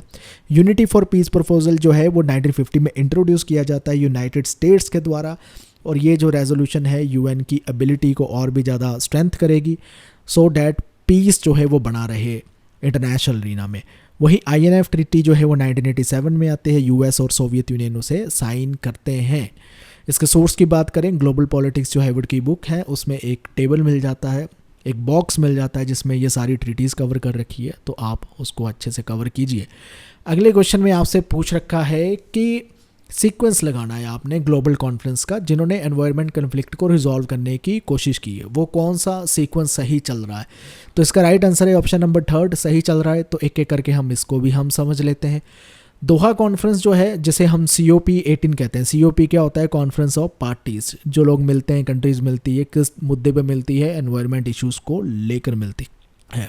तो दोहा कॉन्फ्रेंस बेसिकली कहाँ होती है, दोहा कतार में होती है, नवंबर से लेकर दिसंबर तक चलती है, 2012 में चलती है। और बेसिकली ये इंपॉर्टेंट इसलिए क्योंकि इसमें क्योटो प्रोटोकॉल के जो एग्रीमेंट है उसको एक्सटेंड किया जाता है और एक सेकंड कमिटमेंट पीरियड रखा जाता है 2013 से लेकर 2020 तक। वहीं वार्सा कॉन्फ्रेंस भी होती है जिसे COP19 कहते हैं। ये कहाँ पर होती है, ये वार्सा पोलैंड में होती है, नवंबर 2013 में होती है। बेसिकली ये एक ग्राउंड वर्क तैयार करता है कि ग्लोबल क्लाइमेट जो एग्रीमेंट होने जा रहे हैं उसको लेकर एक तरह से ग्राउंड वर्क तैयार कर देता है। फिर COP21 होती है, पेरिस कॉन्फ्रेंस, इसमें फाइनल पेरिस एग्रीमेंट हो जाता है जो लीगली बाइंडिंग बना देता है कि ग्लोबल वार्मिंग को हमने कम करना है और धरती का जो टेम्परेचर है उसको 2 डिग्री से कम करके 1.5 डिग्री तक लेकर चलना है। तो ये एग्रीमेंट भी अपने आप में इंपॉर्टेंट है, ये भी आपने याद रखना है। फिर वहीं बॉन कॉन्फ्रेंस, वैसे जर्मनी में COPs तो होती रहती है क्योंकि जर्मनी की एक सीट है UNFCCC सेक्रेटेरिएट में। अब इसका मतलब ये है, चलो होती रहती है, लेकिन यहाँ पर जो बॉन कॉन्फ्रेंस मेंशन कर रखी है तो वो हमारे हिसाब में ऑर्डर में जो आती है वो 2017 में हुई थी, नवंबर के मंथ में हुई थी, फिजी में हुई थी। और बेसिकली इसका इम्पोर्टेंस ये रहता है कि पेरिस एग्रीमेंट जो किया जाता है उसकी इम्प्लीमेंटेशन करने की कोशिश इसी कॉन्फ्रेंस में की जाती है। तो इस तरह से आप देख सकते हो कॉन्फ्रेंसेस की डेट क्या है। तो अगर इसको याद करोगे तो COP की बहुत सारी कॉन्फ्रेंसेस हो रखी है। आपने ये देखना है कि कौन कौन सी कॉन्फ्रेंस जो है इंपॉर्टेंट एग्रीमेंट लिए जा रहे हैं, जहाँ पर कुछ साइन किया जा रहा है, कुछ बड़ी डिक्लेरेशन क्लाइमेट चेंज को की जा रही है, उन कॉन्फ्रेंस को आप कवर कर सकते हो ऐसे क्वेश्चन को अगर आपने कवर करना है। अगले क्वेश्चन में आपको एक क्लासिक क्वेश्चन पूछ रखा है, यूनाइटेड नेशन के सेक्रेटरी जनरल को क्रोनोलॉजिकल ऑर्डर में लगाना है। ये तो नेट में PYQ बार बार आता रहता है, इसलिए आप इसको भी जो है याद कर लो। वैसे ऑप्शन नंबर इसका 3 है। तो एक बार समझ लेते हैं कि इनकी क्या ऑर्डर रहता है। सबसे पहले आते हैं डैग हैमरशोल्ड, ये 1953 से 1961 तक सर्व करते हैं। और यूथैंथ आते हैं, ये 1961 से 1971 तक सर्व करते हैं। फिर आते हैं कुर्त वल्डेम जो सर्व करते हैं 1972 से 1981 तक। फिर आते हैं बुतरस गाली, एजेंडा फॉर पीस, जिनका एक फेमस डिक्लेरेशन भी रहती है, 1992 से लेकर 1996 तक ये सर्व करते हैं। इसके सोर्सेस की बात करें तो यूनाइटेड नेशन की हिस्ट्री के की इवेंट्स का ना एक टेबल आपको हेवुड की ग्लोबल पॉलिटिक्स में मिल जाता है। साथ में जो UN सेक्रेटरी जनरल आ रखे हैं, कब कब अपॉइंट हो रखे हैं, उनकी डेट्स भी आपको मिल जाती है। अगले क्वेश्चन की बात करते हैं। आपसे ये पूछ रखा है, इनमें से कौन सी टेक्निक जो है नेशनल पावर का यूज़ हो रहा है नहीं दर्शाती है।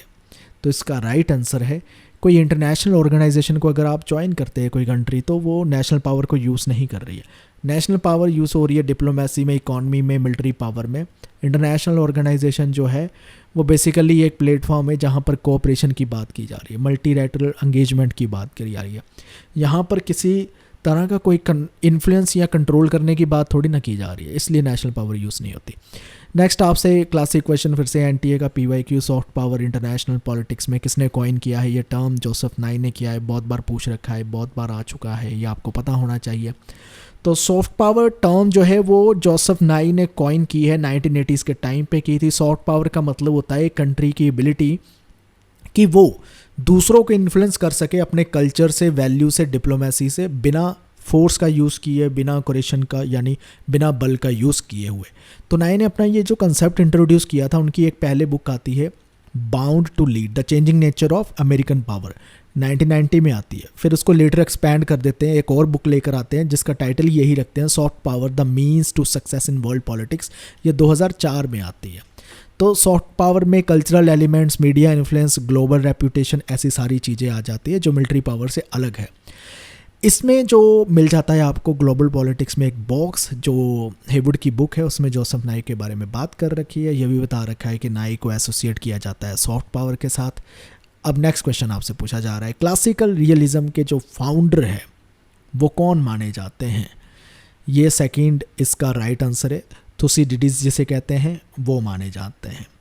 तो थुसिडिडिस क्या है? बेसिकली ग्रीक हिस्टोरियन है। उन्होंने द हिस्ट्री ऑफ पेलोपनेशियन वार करके एक राइटिंग लिखी है जिसमें हमें दिखता है कि रियलिज्म के अंश, उसमें उन्होंने power, politics, human nature, struggle for dominance among state बात की है, यानी वही की थीम पर जो रियलिज्म बात करता है, तो इसलिए उनको फाउंडर जो है माना जाता है। ग्लोबल पॉलिटिक्स जो बुक है हेवुड की, तो उसमें हमें कहीं ना कहीं ये चीज़ मिल जाती है। आप याद रखना ये बुक आपके लिए IR को कवर करने के लिए बहुत इंपॉर्टेंट है, इसको अच्छे से कवर कीजिए। WTO का सक्सेसर, इनमें से कौन सा फाउंडिंग एग्रीमेंट है जो WTO का सक्सेसर बनता है? इसका राइट आंसर है option number 3, general agreements on tariff and trade, जिसे गैट भी कहते हैं, ये बनता है। तो बेसिकली कब बनता है? 1947 में ये गैट आता है, general agreement on tariffs and trade, और 1995 में इसको रिप्लेस करके WTO आ जाता है। गैट एक एग्रीमेंट ही था, तो इसका काम तो वैसे टैरिफ को रिड्यूस करना, ट्रेड बैरियर को रिड्यूस करना, फ्री ट्रेड को प्रमोट करना, ऐसा था। लेकिन ये एक एग्रीमेंट था, कोई इंस्टीट्यूशन नहीं डील कर रहा है। तो यही चीज़ को, जो लिमिटेशन थी, उसको रिमूव करने के लिए WTO को बनाया जाता है, तो इसलिए WTO आता है। अब इसके सोर्स की बात करें तो ग्लोबल पॉलिटिक्स जो हेवुड की बुक है उसमें भी ये चीज़ मिल जाती है। देख रहे हो कितने क्वेश्चन आपको वहाँ से ही मिल रहे हैं, तो अच्छी बुक है। नेक्स्ट क्वेश्चन आपसे पूछा गया है कि करेक्ट सीक्वेंस क्या है गेम थ्योरी का, वो आपने बता देना है। तो इसका राइट आंसर है ऑप्शन नंबर 1। एक एक करके हम इसको समझ भी लेते हैं। तो बेसिकली गेम थ्योरी का एक फ्रेमवर्क है जहाँ पर डिसीजन कैसे लिया जाता है, कहाँ पहुँचा जाता है, वो सारी चीज़ों का एक सीक्वेंस फॉलो किया जाता है। सबसे पहले आता है गेम, जिसमें प्लेयर्स इंटरेक्ट करते हैं so that they can make strategic decision. फिर उसके बाद आता है चॉइस, उनके पास जो अवेलेबल स्ट्रेटजीज़ है उनमें से कुछ चूज़ करना। फिर आते हैं प्लेयर, इंडिविजुअल और एंटिटीज़ जो इस गेम में पार्टिसिपेट करते हैं। और फिर आता है इक्विलिब्रियम, जिसमें प्लेयर्स की जो स्ट्रेटजीज़ है वो स्टेबल हो जाती है, जिसका मतलब होता है कि वो डेविएट नहीं कर पाएंगे यूनिलेटरली। अब वो उन्हें कोई ना कोई डिसीजन लेना पड़ेगा और उसी से जाकर फॉरवर्ड निकल पाएंगे। नैश इक्विलिब्रियम भी इसे कहते हैं। तो बेसिकली इसका जो करेक्ट सीक्वेंस है वो ये रहा। नेक्स्ट क्वेश्चन आपसे पूछा गया है एशियान +3 में ये जो +3 है वो कौन सी कंट्रीज़ आती हैं? इसका राइट आंसर है चाइना, जापान, साउथ कोरिया आती है। क्लासिक क्वेश्चन, PYQ क्वेश्चन, कई बार नेट में पूछ रखा है। तो चाइना, जापान, साउथ कोरिया आपने भूलना नहीं। एशियान +3 है, 1997 में इसको इस्टेब्लिश किया जाता है जब एशियन फाइनेंशियल क्राइसिस चल रहा होता है। तो बेसिकली एशियान ने अपनी मेंबरशिप तो बंद कर रखी है, 10 ही मेंबर हो सकते हैं। तो अगर उसने किसी और के साथ अब डील करना है उसको मेंबरशिप तो देता नहीं है, तो इसलिए एशियान +3 आ जाता है। और कभी कभी तो एशियान +6 भी आ जाता है, जिसमें आप देख सकते हो कि इंडिया और रशिया भी पार्ट है। लेकिन इंडिया और रशिया एशियान +3 का नहीं पार्ट है, एशियान +6 का पार्ट है। तो ईस्ट एशिया समिट का बेसिस भी बनता है। एशियान की टाइमलाइन पता होना चाहिए, एशियान के मोटे मोटे एग्रीमेंट पता होना चाहिए, ये एशियान +3 क्या है, एशियान +6 क्या है, ये सारी चीज़ें आपको पता होना चाहिए। एशियान के मेंबर्स के नाम भी सभी पता होना चाहिए। वैसे मैंने दे रखे हैं, जैसे Bruny, Cambodia, Indonesia, Laos, Malaysia, Myanmar, Philippine, Singapore, Thailand और वियतनाम। ये 10 नाम है जो आपने याद रखने हैं। एशियान से बहुत ज़्यादा क्वेश्चन बनते हैं, इसलिए ये बॉडी भी इम्पॉर्टेंट है।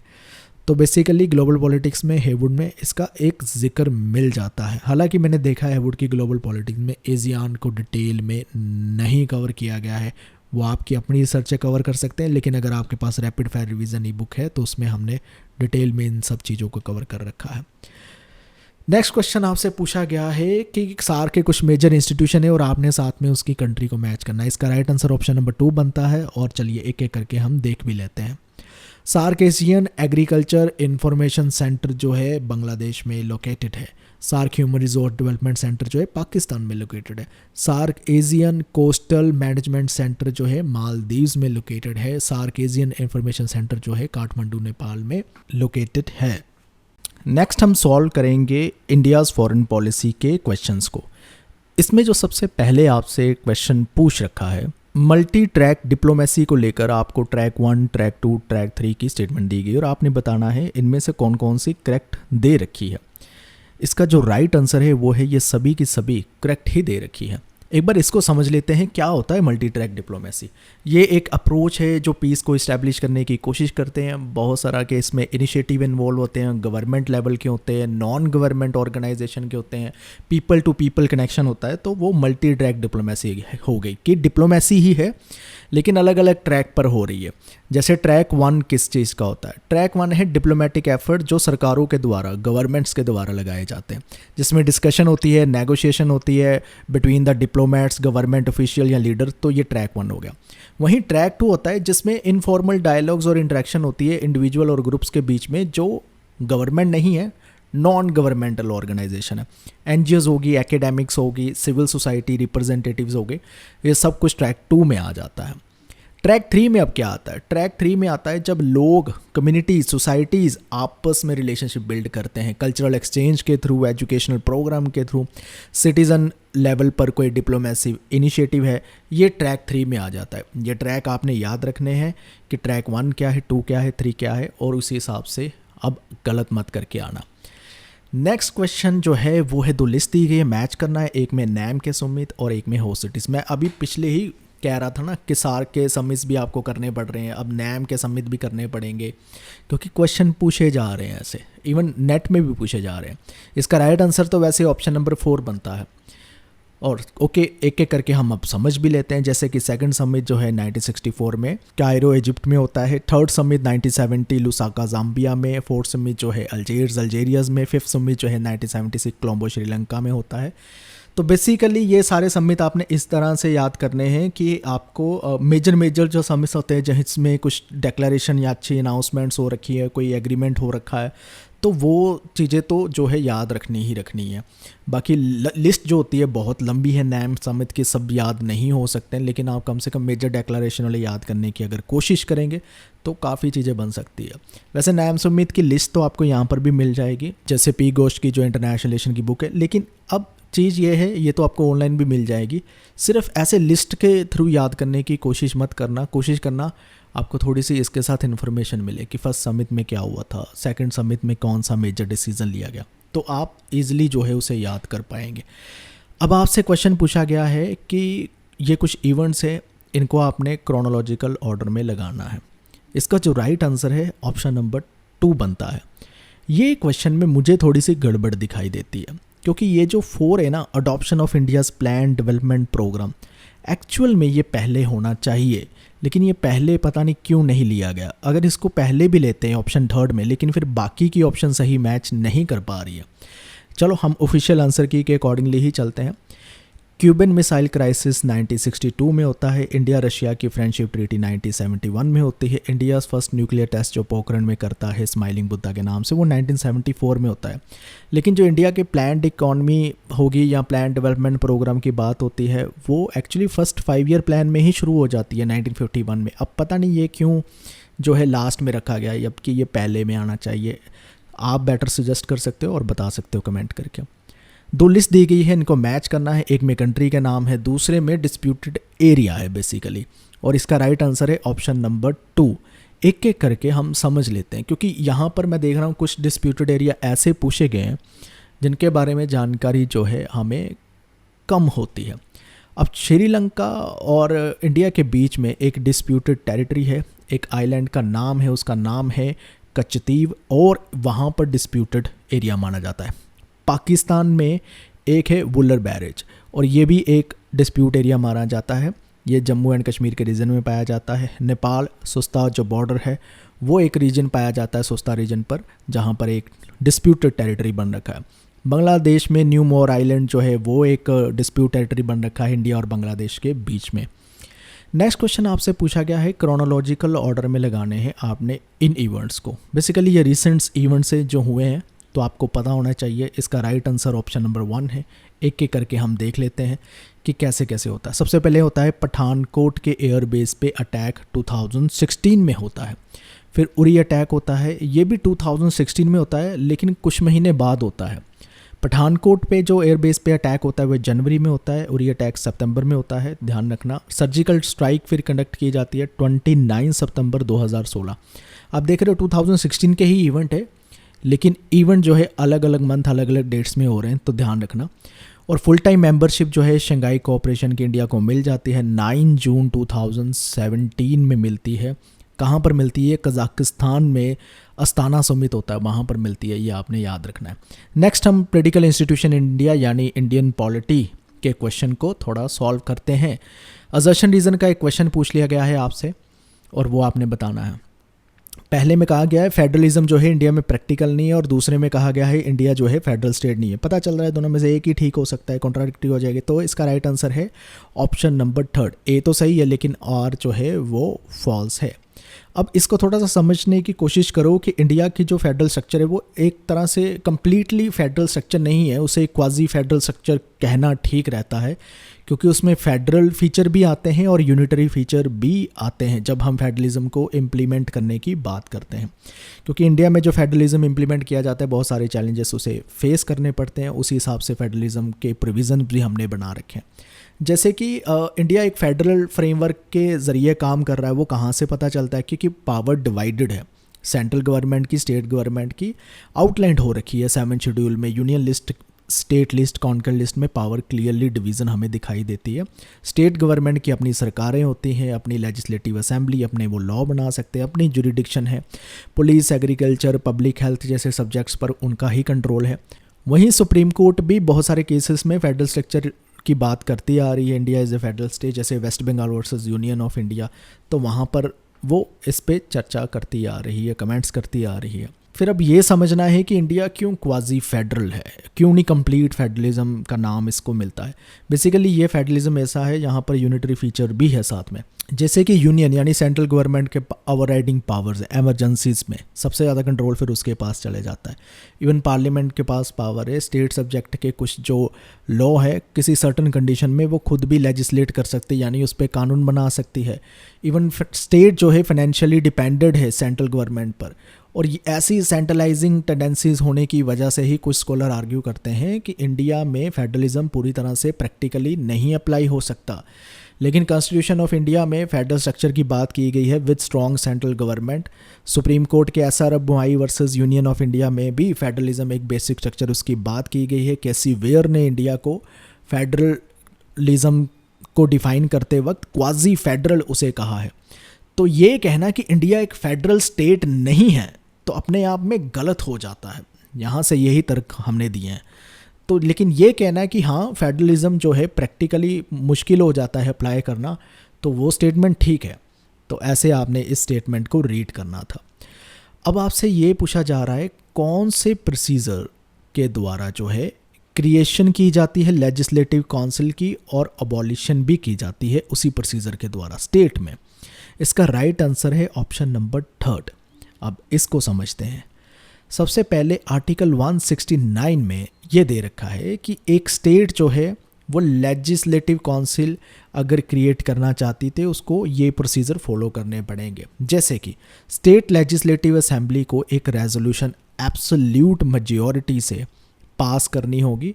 एब्सोल्यूट मेजॉरिटी का मतलब होता है कि जो भी उसके हाउस की स्ट्रेंथ है more than 50% of total strength तो प्रेजेंट होने चाहिए। और इसके अलावा जो है 2/3 of the member present and voting, जैसे हम स्पेशल मेजॉरिटी कहते हैं, उनको भी रेजोल्यूशन पास करनी है। ऐसे दोनों को मिलाकर absolute majority plus special majority.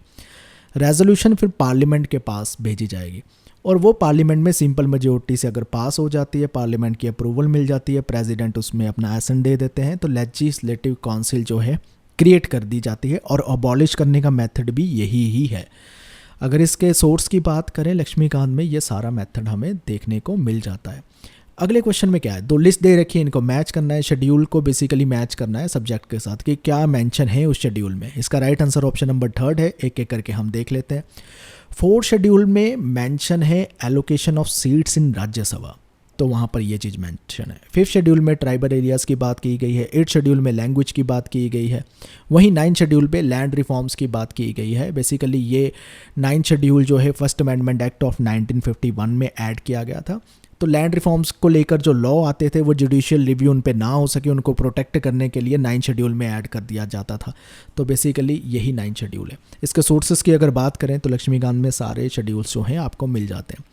अगले क्वेश्चन में पूछा गया है, ए ब्रिटिश सिटीज़न जो इंडिया में रह रहा है वो इनमें से कौन सा राइट जो है क्लेम नहीं कर सकता। उसका राइट आंसर है right to freedom of trade and business, वो क्लेम नहीं कर सकता है। सबसे पहले तो समझ लेते हैं, ऑप्शन के ही थ्रू पता चल जाएगा कि फंडामेंटल राइट्स जो है वो 2 कैटेगरीज में हम डिवाइड कर सकते हैं कि सिटीज़न और नॉन सिटीज़न के। तो बेसिकली वो राइट्स जो दोनों सिटीज़न को अवेलेबल हो सकते हैं इंक्लूडिंग द ब्रिटिश सिटीज़न, वो जो ऑप्शन में दे रखे हैं मैं सिर्फ वही बताने वाला हूँ। जैसे आर्टिकल 14 दे रखा था वो भी अवेलेबल है, आर्टिकल 21 दे रखा है, आर्टिकल 25 से 28 राइट टू फ्रीडम ऑफ, ये दोनों को अवेलेबल जो है हो जाते हैं। वहीं दूसरी ओर जो है कुछ राइट ऐसे होते हैं जो इंडियन सिटीज़न को ही अवेलेबल, जैसे आर्टिकल 19 में फ्रीडम दे रखा है, freedom of speech, expression, assembly, association, movement, residence, trade, occupation और बिजनेस, ये सभी फ्रीडम जो है सिर्फ इंडियन सिटीज़न को अवेलेबल है। यहाँ पर जो है फॉरनर्स ये राइट को एंजॉय नहीं कर सकते हैं। एक बार लक्ष्मीकांत में एक टेबल है उसको अच्छे से पढ़ लेना कि फॉरनर्स को कौन से अवेलेबल होते हैं और सिटीज़न को कौन से अवेलेबल होते हैं, तो याद करके जाना। नेक्स्ट क्वेश्चन आपसे पूछा गया है, इनमें से फंडामेंटल ड्यूटीज़ जो है कौन सी इंक्लूड नहीं की गई है वो आपने बताना है। इसका राइट आंसर जो है वो है सिर्फ ऑप्शन नंबर 2, सैक्रेड एनिमल की जो प्रोटेक्शन है उसकी बात नहीं की गई है। फंडामेंटल ड्यूटीज़ आपको पता होगा आर्टिकल 51A में शामिल की गई है, 42nd अमेंडमेंट आती है 1976 में वो करती है, स्वर्ण सिंह की कमेटी के रिकमेंडेशन के चलते हुए ऐड की जाती है। तो बेसिकली अपने हेरिटेज को प्रोटेक्ट करना ये इंक्लूडेड है। फंडामेंटल ड्यूटी ये भी है 51AF में दे रखी है, और जो प्रोटेक्शन ऑफ सैक्रेड एनिमल है वो इंक्लूडेड नहीं है, रैदर इससे मिलती जुलती एक फंडामेंटल ड्यूटीज़ है वो है protection of environment including forest and wild life, ये ड्यूटी है, लेकिन सैक्रेड एनिमल्स का वहाँ पर हमें कहीं मेंशन नहीं मिलता। साइंटिफिक टेम्पर और स्पिरिट ऑफ इंक्वायरी डेवलप करना ये भी इंक्लूडेड है, आर्टिकल 51AH क्लॉज में देखोगे तो वहाँ पर है। Striving for excellence in all activities ये भी एक ड्यूटी है, ये आर्टिकल 51A और क्लॉज नंबर J में जो है मेंशन है। तो ये बेसिकली फंडामेंटल ड्यूटीज़ भी मोटा मोटी जो है आपको रटी होनी चाहिए, कौन सी ड्यूटीज़ जो है इसमें मेंशन कर रखी है। तो जो रटने वाली चीज़ें होती हैं वो है फंडामेंटल राइट्स, DPSP और फंडामेंटल ड्यूटीज़, इसको तो आपने रटना ही, इनके कभी भी भूलना नहीं है कुछ भी आर्टिकल और क्या चीज़ मेंशन कर रखी है, ये बेसिक है इंडियन पॉलिटी को पढ़ते वक्त। नेक्स्ट क्वेश्चन आपसे पूछा गया है, इनमें से कौन से सब्जेक्ट की जो है रेटिफिकेशन चाहिए होगी at least half of the state legislature की, अगर कोई कॉन्स्टिट्यूशनल अमेंडमेंट लेकर आई जा रही है, कि वो पार्लियामेंट ने तो चलो पास कर दिया लेकिन स्टेट लेजिस्लेचर के भी आपको जो है वहाँ पर रेटिफिकेशन लेनी पड़ेगी। तो कौन कौन से हो सकते हैं इनमें से? इसका राइट आंसर है ऑप्शन नंबर 1, 1, 2, 3, ये 3 हो सकते हैं, लेकिन जो 4th है नई स्टेट क्रिएट करना या उसकी बाउंड्री को अल्टरेट करना, ये जो है पार्लियामेंट का काम है, स्टेट में इसमें इन्वॉल्वमेंट नहीं होती। वो क्यों नहीं होती वो भी मैं बताता हूँ आपको। सबसे पहले समझिए, आर्टिकल 368 में प्रोविज़न दे रखी है कि कैसे हम जो है अमेंडमेंट कर सकते हैं कॉन्स्टिट्यूशन में, और वहीं क्लॉज नंबर 2 में उसी आर्टिकल के ये बता रखा है कि कुछ ऐसे प्रोविज़न्स होगी जहाँ पर जो है half of the state legislature की परमिशन लेनी पड़ेगी आपको, किस चीज़ के लिए? अमेंडमेंट पूर्ण रूप से कंप्लीट करने के लिए। अगर कॉन्स्टिट्यूशन की कोई फेडरल प्रोविज़न है, फेडरल प्रोविज़न में अमेंडमेंट जो लेकर आओगे वहाँ पर half of the state legislature की रेटिफिकेशन लेनी पड़ेगी। बेसिकली फेडरल प्रोविज़न में अगर कोई भी चेंज हो रहा है तो मतलब स्टेट की पावर इफेक्ट हो रही है, इसलिए उनकी अनुमति लेना जरूरी है। वहीं सुप्रीम कोर्ट की पावर में अगर किसी तरह के चेंज हो रहे हैं तो वहाँ पर भी रेटिफिकेशन की ज़रूरत है, क्योंकि सुप्रीम कोर्ट का कंट्रोल कहीं ना कहीं हाई कोर्ट के साथ रहता है, हाई कोर्ट स्टेट्स में होती है, तो इनसे जुड़ी हुई चीज़ें हैं ये सब चीज़ें, जुरिडिक्शन की जो पावर है, तो इसलिए उसमें स्टेट की रेटिफिकेशन लेनी पड़ेगी। फिर वहीं कॉन्स्टिट्यूशन को अमेंड करने का प्रोसीजर है उसमें भी लेनी पड़ेगी, क्योंकि अगर अमेंडमेंट के प्रोसीजर में आपने ये लिख दिया कि स्टेट की रेटिफिकेशन की ज़रूरत ही नहीं है, तो वो बिना स्टेट की अनुमति के कैसे आप कर सकते हो, तो वहाँ पर भी रेटिफिकेशन चाहिए भाई। फिर नई स्टेट बनाने के लिए या उसकी बाउंड्री को अल्टर करने के लिए या उसका नाम चेंज करने के लिए स्टेट की रेटिफिकेशन की ज़रूरत नहीं है। ये एक जो है सही चीज़ है, क्योंकि लॉजिकली भी आप देखोगे कि अगर कोई नई स्टेट बनानी है या उसका नाम चेंज करना है तो बाकी स्टेट का इसमें क्या ही इन्वॉल्वमेंट है, क्यों हाफ ऑफ द स्टेट की रेटिफिकेशन लेने की ज़रूरत है। तो ये मसला जो है पार्लियामेंट अपने आप संभाल लेगा। आर्टिकल 3 में साफ साफ जो है मेंशन भी कर रखा है। इंडियन पॉलिटी जो लक्ष्मीकांत की बुक है उसमें ये मेंशन कर रखा है कि कौन से केसेस में जो है हमें स्टेट का कंसेंट चाहिए। वो सभी चीज़ें भी आपने याद कर लेनी, क्योंकि वो ज़्यादा है ही नहीं प्रोविजंस। नेक्स्ट आपसे पूछा गया है इलेक्शन कमीशन ऑफ इंडिया इनमें से किसके साथ रिलेटेड नहीं है, क्या नहीं करता है ये बताना है आपने।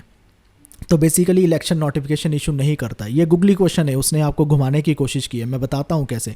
सबसे पहले तो समझिए कि इलेक्शन कमीशन ऑफ इंडिया को लेकर, वो इलेक्शंस को लेकर रिस्पॉन्सिबल है। आर्टिकल 324 में ये सारी चीज़ें मेंशन है, लेकिन इलेक्शन नोटिफिकेशन वो इशू नहीं करता है बेसिकली, क्योंकि नोटिफिकेशन जो इलेक्शन की इशू करते हैं वो प्रेसिडेंट करते हैं, लोकसभा के हो चाहे राज्यसभा के हो। वहीं गवर्नर नोटिफिकेशन इशू करेंगे जब स्टेट असेंबली के इलेक्शन हो रहे हो। ये चीज़ कहाँ पर मेंशन है, पीपल एक्ट 1951 जो representation of the people act 1951 है, उसके सेक्शन 14 और 15 में ये मेंशन है। अब गूगली कैसे किया उसने, घुमा कैसे दिया question. Basically election commission election को अनाउंस करता है, ना कि इलेक्शन की नोटिफिकेशन इशू करता है। बस अनाउंस करने और नोटिफिकेशन इशू करने में फ़र्क होता है, यहाँ पर ही घुमाया गया है आपको। Representation of the people act 1951 में ये साफ साफ मेंशन कर रखा है कि प्रेसिडेंट जो है वो लोकसभा राज्यसभा के केस में और गवर्नर जो है स्टेट असेंबली के केस में इशू करेंगे। नेक्स्ट क्वेश्चन आपसे क्या पूछ रखा है, ये है कि कॉन्स्टिट्यूएंट असेंबली ऑफ इंडिया के बारे में कुछ स्टेटमेंट दे रखी है और आपने बताना है इनमें से कौन कौन सी करेक्ट नहीं है। इसका जो देखिए राइट आंसर बनता है वो ऑप्शन नंबर 1 बनता है। एक चीज़ समझ लेते हैं कि ये पहला कहा गया है कि अडल्ट सफरेज के बेस पे थी। ये इनकरेक्ट स्टेटमेंट है, क्योंकि कॉन्स्टिट्यूएंट असेंबली जो इलेक्ट की गई थी वो इनडायरेक्टली इलेक्ट की गई थी और उसमें जो फ्रेंचाइजी थी यानी जो वोटिंग पावर थी वो लिमिटेड थी, प्रॉपर्टी के बेस पर, एजुकेशन के बेस पे, टैक्सेशन क्वालिफिकेशन के बेस पे की गई थी। ये डायरेक्ट इलेक्शन का रिजल्ट था, ये गलत है, क्योंकि इनडायरेक्ट इलेक्शन से ही जो है ये चुनी गई थी, डायरेक्ट से नहीं चुनी गई थी। कॉन्स्टिट्यूएंट असेंबली कैसे फॉर्म होती है उसको आपको समझना पड़ेगा। मल्टी पार्टी बॉडी थी, यस, बहुत सारी पार्टीज़ थी, इंडियन नेशनल कांग्रेस, मुस्लिम लीग और बहुत सारी छोटी मोटी और पार्टीज़ थी। वेरियस कमेटी के थ्रू ये काम करती थी, करेक्ट स्टेटमेंट है। बहुत सारी कमेटी थी, ड्राफ्टिंग कमेटी थी, यूनियन पावर कमेटी थी, प्रोविंशियल कॉन्स्टिट्यूशन कमेटी थी, ऐसे बहुत सारी कमेटी से काम कर रही थी, ये भी करेक्ट है। नेक्स्ट क्वेश्चन आपसे पूछा गया है अगर किसी पर्सन को डिस्क्वालीफाई करना है तो ये पर्सन डिस्क्वालीफाई करना है वो भी इलेक्शन लड़ने से, अगर कोर्ट ने उसे कन्विक्ट कर दिया है तो वो डिस्क्वालीफाई कौन करता है उसे इलेक्शन लड़ने से, कौन सी बॉडी है? इसका राइट आंसर है पार्लियामेंट करता है। सुनने में ऐसे लग रहा होगा इलेक्शन कमीशन करता है, लेकिन नहीं, पार्लियामेंट करता है, क्योंकि representation of the people act में सेक्शन 8 में ये चीज़ मेंशन हो रखी है। अगर कोर्ट ने कन्विक्ट कर दिया है किसी को, मतलब उसको जेल जाना पड़ेगा, तो सर्टन पीरियड के लिए उसको इलेक्शन से डिस्क्वालीफाई किया जा सकता है। ये जो चीज़ है ये पावर किसके पास है? ये पार्लियामेंट के पास है, क्योंकि पार्लियामेंट लॉ बनाता है। रिप्रेजेंटेशन ऑफ पीपल एक्ट क्या होगा, क्या चेंजेस होंगे उसमें, सारी चीज़ें तो पार्लियामेंट डिसाइड कर रहा है। इसलिए डिस्क्वालिफिकेशन कैसी होगी, कितने टाइम पीरियड के लिए होगी, ये सब कुछ पार्लियामेंट डिसाइड कर सकता है, इसलिए पार्लियामेंट के पास पावर होगी। ये टाइप्स ऑफ ग्रांट्स है और उनकी डिस्क्रिप्शन की लिस्ट को आपने मैच करना है। इसका राइट आंसर है ऑप्शन नंबर 1। ये बहुत ही पेचीदा क्वेश्चन होता है अगर अच्छे से पढ़ा ना जाए कि वोट ऑन अकाउंट क्या होता है। बेसिकली जो ग्रांट अप्रोप्रिएशन बिल से पहले दी जाती है, टेम्परेरी ग्रांट होती है, गवर्नमेंट के द्वारा दी जाती है, कुछ मैनेज करने के लिए, कुछ जो खर्चे हैं वो चलाने के लिए, जब तक फुल बजट जो है पास नहीं हो रखा होता, उसे वोट ऑन अकाउंट कह देते हैं। वोट ऑफ क्रेडिट कहते हैं। ये वो एक्सपेंडिचर हैं जो डिटेल्ड एस्टीमेट्स में नहीं आते हैं। ऐसे सिचुएशन में जहाँ पर पता नहीं कि ये भी खर्चे हो सकते हैं, डिटेल्ड एस्टीमेशन उनकी पॉसिबल ही नहीं है, तो वोट ऑफ क्रेडिट उसमें आता है। प्राइमरी डिमांड ऑफ ग्रांट्स जो होता है, बजट की अप्रूवल में जितनी ग्रांट अप्रूव हो गई है तो उसमें एडिशनल एक्सपेंडिचर जो और खर्चे होने वाले हैं उसकी बात की जाती है, तो वो प्राइमरी डिमांड फॉर ग्रांट्स है। और अगर एलोकेटेड जितनी अमाउंट होगी ये बजट में उससे एक्सपेंडिचर एक्सीड कर जाए और ज़्यादा बढ़ जाए तो उसके केस में एडिशनल डिमांड फॉर ग्रांट्स होती है। प्राइमरी डिमांड फॉर ग्रांट्स और एडिशनल डिमांड फॉर ग्रांट्स दोनों सुनने में एक जैसी लग रही है। प्राइमरी डिमांड फॉर ग्रांट्स में बेसिकली क्या होता है कि अप्रूव्ड बजट में ही एडिशनल एक्सपेंडिचर जो है इंक्लूड कर लिया जाता है। वहीं जो एडिशनल डिमांड फॉर ग्रांट्स है वो है जो बजट अप्रूव हो चुका है, जितनी अमाउंट एक डिपार्टमेंट को एलोकेट हो गई थी उससे ज़्यादा खर्चा होने वाला है तो फिर एडिशनल डिमांड फॉर ग्रांट की डिमांड की जाती है। नेक्स्ट क्वेश्चन है, दो लिस्ट को आपने मैच करना है, एक में ऑर्गेनाइजेशन है और उनकी डिस्क्रिप्शन है। बेसिकली इसका राइट आंसर ऑप्शन नंबर 1 है। एक एक करके हम इसको भी हम देख लेते हैं। सेंट्रल सेक्रेटेरिएट क्या है? ये बेसिकली वेरियस जो एडमिनिस्ट्रेशन है, वेरियस मिनिस्ट्रीज़ है, वेरियस डिपार्टमेंट्स है, उसमें क्या करता है? एडमिनिस्ट्रेशन और कोऑर्डिनेशन करता है। कैबिनेट सेक्रेटेरिएट, सेंट्रल सेक्रेटेरिएट और कैबिनेट सेक्रेटेरिएट एक जैसे वर्ड लग रहे होंगे, दोनों का थोड़ा थोड़ा सा फ़र्क होता है। अब कैबिनेट सेक्रेटेरिएट का रोल ये है जो की डिसीजन मेकिंग फंक्शन होते हैं उसको लेकर वो असिस्ट करता है, पॉलिसी फॉर्मुलेशन में काम करता है। ये मिनिस्ट्री और डिपार्टमेंट के बीच में कोऑर्डिनेशन का काम जो है वो करता है। नीति आयोग एक आपको पता है थिंक टैंक है। ये बेसिकली कैसे देश के जो रिसोर्सेज है एलोकेट किए जा सकते हैं, लॉन्ग टर्म पॉलिसी के बारे में सोचता है। नीति आयोग का काम ये है। वहीं फाइनेंस कमीशन एक कॉन्स्टिट्यूशनल बॉडी है जो बेसिकली ये बताता है कि फाइनेंशियल रिसोर्सेज यूनियन और स्टेट में बांटे जाएंगे। नेक्स्ट क्वेश्चन की ओर बढ़ते हैं। इसमें आपसे पूछा गया है बजट एक इंस्ट्रूमेंट है किन चीज़ों के लिए, ये पूछा गया है और आपने उसके अकॉर्डिंगली राइट आंसर बताना था। इसका जो राइट आंसर है वो ये है, बजट ये तीनों चीज़ें करता है जो 3 में दी गई है, लेकिन जो कंट्रोल है लेजिस्लेचर पर ये नहीं करता है। तो बेसिकली हमें ये भी समझना होगा कि क्या ये 3 चीज़ों पर जो कंट्रोल है वो क्या है। पहली चीज़ है बजट का काम है फिस्कल प्लानिंग करना, क्योंकि बजट में एक प्लान लेआउट होता है, सरकार कितना खर्चा करेगी, कितना पैसा रेस करेगी। फिर ये है फिस्कल कंट्रोल होता है कि जो भी खर्चा हो रहा है उसको मॉनिटर किया जाता है, मैनेज किया जाता है। फिस्कल पॉलिसी भी होती है। ये फिस्कल पॉलिसी का एक रैदर की टूल है, एक इम्पॉर्टेंट टूल है जहाँ पर ये पता चलता है टैक्सेशन कैसे चलने वाला है और खर्चे कैसे चलने वाले हैं, तो उसके अकॉर्डिंगली ही आगे पॉलिसी जाएगी। लेजिस्लेचर पर कंट्रोल बनाना ये बजट का काम नहीं है। हालांकि लेजिस्लेचर जो है वो बजट को अप्रूव करता है, बट ये एक प्राइमरी इंस्ट्रूमेंट नहीं है उसे कंट्रोल करने का। नेक्स्ट हम क्वेश्चन की ओर बढ़ते हैं। इसमें यह पूछा गया है कोऑपरेटिव फेडरलिज्म को लेकर इनमें से कौन सी कैरेक्टरिस्टिक्स जो है वो सही है। वो सही सिर्फ एक ही है कि स्टेट्स में कोऑपरेशन की स्पिरिट होना। अब देखते जाओ जितनी और ऑप्शन थी वो कैसे इनकरेक्ट थी। पहले कहा गया है कि कंपटीशन और राइवलरी जो है सेंटर और स्टेट के बीच में होगी तो वो कोऑपरेटिव नहीं होगा, फिर वो बन जाएगा कॉम्पिटिटिव। दूसरे में कहा गया है सेंटर जो है स्ट्रॉन्ग होगा तो वो फिर फेडरलिज्म नहीं रहेगा ना, वो जहाँ पर सेंटर स्ट्रॉन्ग हो जाएगा वो तो यूनिटरी सिस्टम बन जाएगा। तीसरे में कहा गया स्टेट्स के आपस में कोऑपरेशन होना, ये कोऑपरेटिव फेडरलिज्म की एक सही एग्जांपल है। फिर डिसेंट्रलाइजेशन की बात चौथे ऑप्शन में की गई है। डिसेंट्रलाइजेशन का मतलब तो ये हो गया कि स्टेट ज़्यादा पावरफुल हो जाएगी, तो यहाँ पर भी हमें कोऑपरेशन नहीं फिर दिखाई देगी। तो कोऑपरेशन वाला चीज़ को आप समझ कर रखना। नेक्स्ट क्वेश्चन में आपसे पूछा गया है कि लोकसभा के स्पीकर को लेकर कौन सी स्टेटमेंट करेक्ट है। एक ही स्टेटमेंट करेक्ट है, जब उसने रिज़ाइन देना है वो डिप्टी स्पीकर को लिख कर दे सकता है। बाकी की स्टेटमेंट को भी हमें देखना है क्योंकि बहुत ही क्लोज ऑप्शन यहाँ पर सेट किए गए। अगर हमें जानकारी नहीं है तो हम एग्ज़ाम में गलत कर सकते हैं। सबसे पहले तो ये समझिए कि लोकसभा का स्पीकर ऑफिस में अपनी पोजीशन अगर रखता है तो वो प्रेसिडेंट के प्लेजर पे नहीं रखता। मतलब प्रेसिडेंट जब चाहे उसको रख सकते, निकाल सकते, ऐसी कोई बात नहीं है। वो तब तक बना रहता है जब तक लोकसभा एग्जिस्ट करती है, यहाँ उसे रिमूव ना कर दिया जाए, यहाँ वो रेजिग्नेशन नहीं दे देता। तो इसलिए पहली स्टेटमेंट इनकरेक्ट हो जाती है। वहीं दूसरी स्टेटमेंट में ये कह रखा है कि कोई भी नॉन मेंबर जो है उसको लोकसभा का स्पीकर बनाया जा सकता है, 6 महीने में बाद उसको जो है मेंबर बना दिया जाएगा जैसे तैसे करके। ऐसा नहीं है। बेसिकली लोकसभा का मेंबर होना ज़रूरी है अगर लोकसभा का स्पीकर आपने बनना है। नॉन मेंबर के लिए कोई भी प्रोविज़न हमें नहीं मिलती है। फिर तीसरी ऑप्शन जो बिल्कुल क्लोज थी और डिफ़िकल्ट थी वो ये था कि लोकसभा डिसॉल्व होने के बाद स्पीकर कंटिन्यू नहीं करता है ऑफिस। रैदर यहाँ पर उल्टा है, लोकसभा डिसॉल्व भी हो जाए तो स्पीकर बना रहता है अपनी पोजीशन पे, कंटिन्यू करता है अपना ऑफिस जब तक नई लोकसभा ना आ जाए, जहाँ कोई नया स्पीकर ना आ जाए उस लोकसभा में।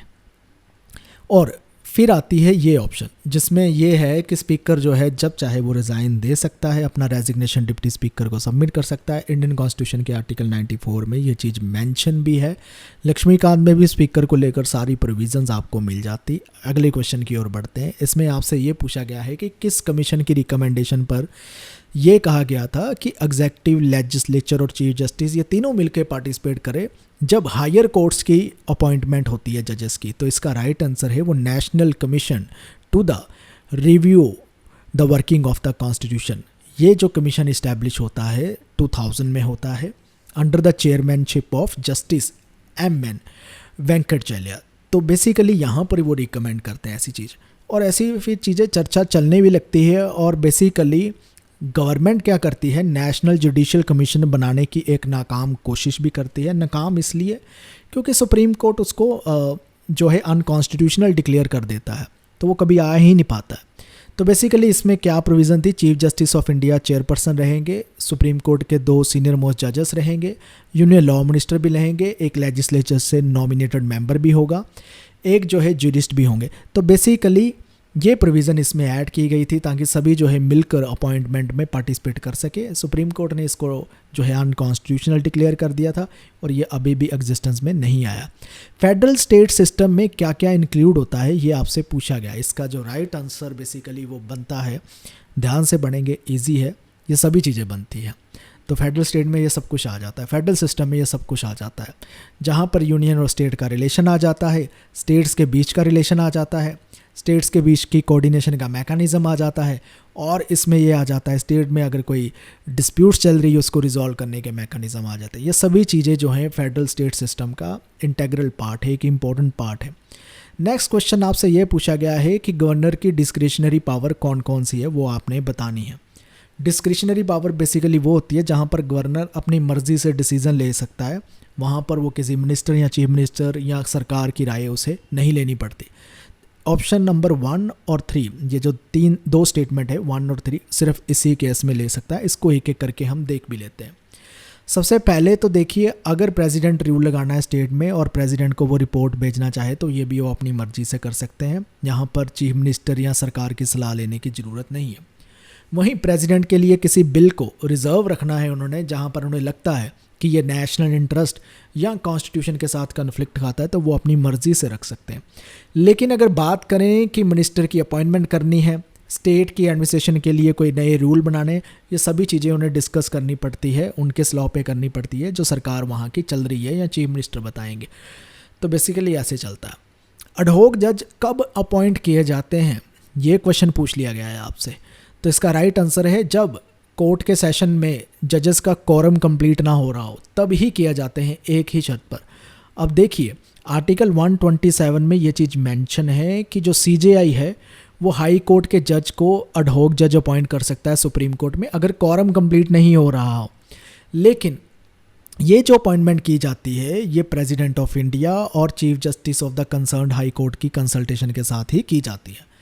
अब बाकी के जो ऑप्शन थे, देखिए, जहाँ पर था कि जज लंबी छुट्टी के लिए कोई गया है तो इसलिए किया जाएगा, नहीं, गलत है।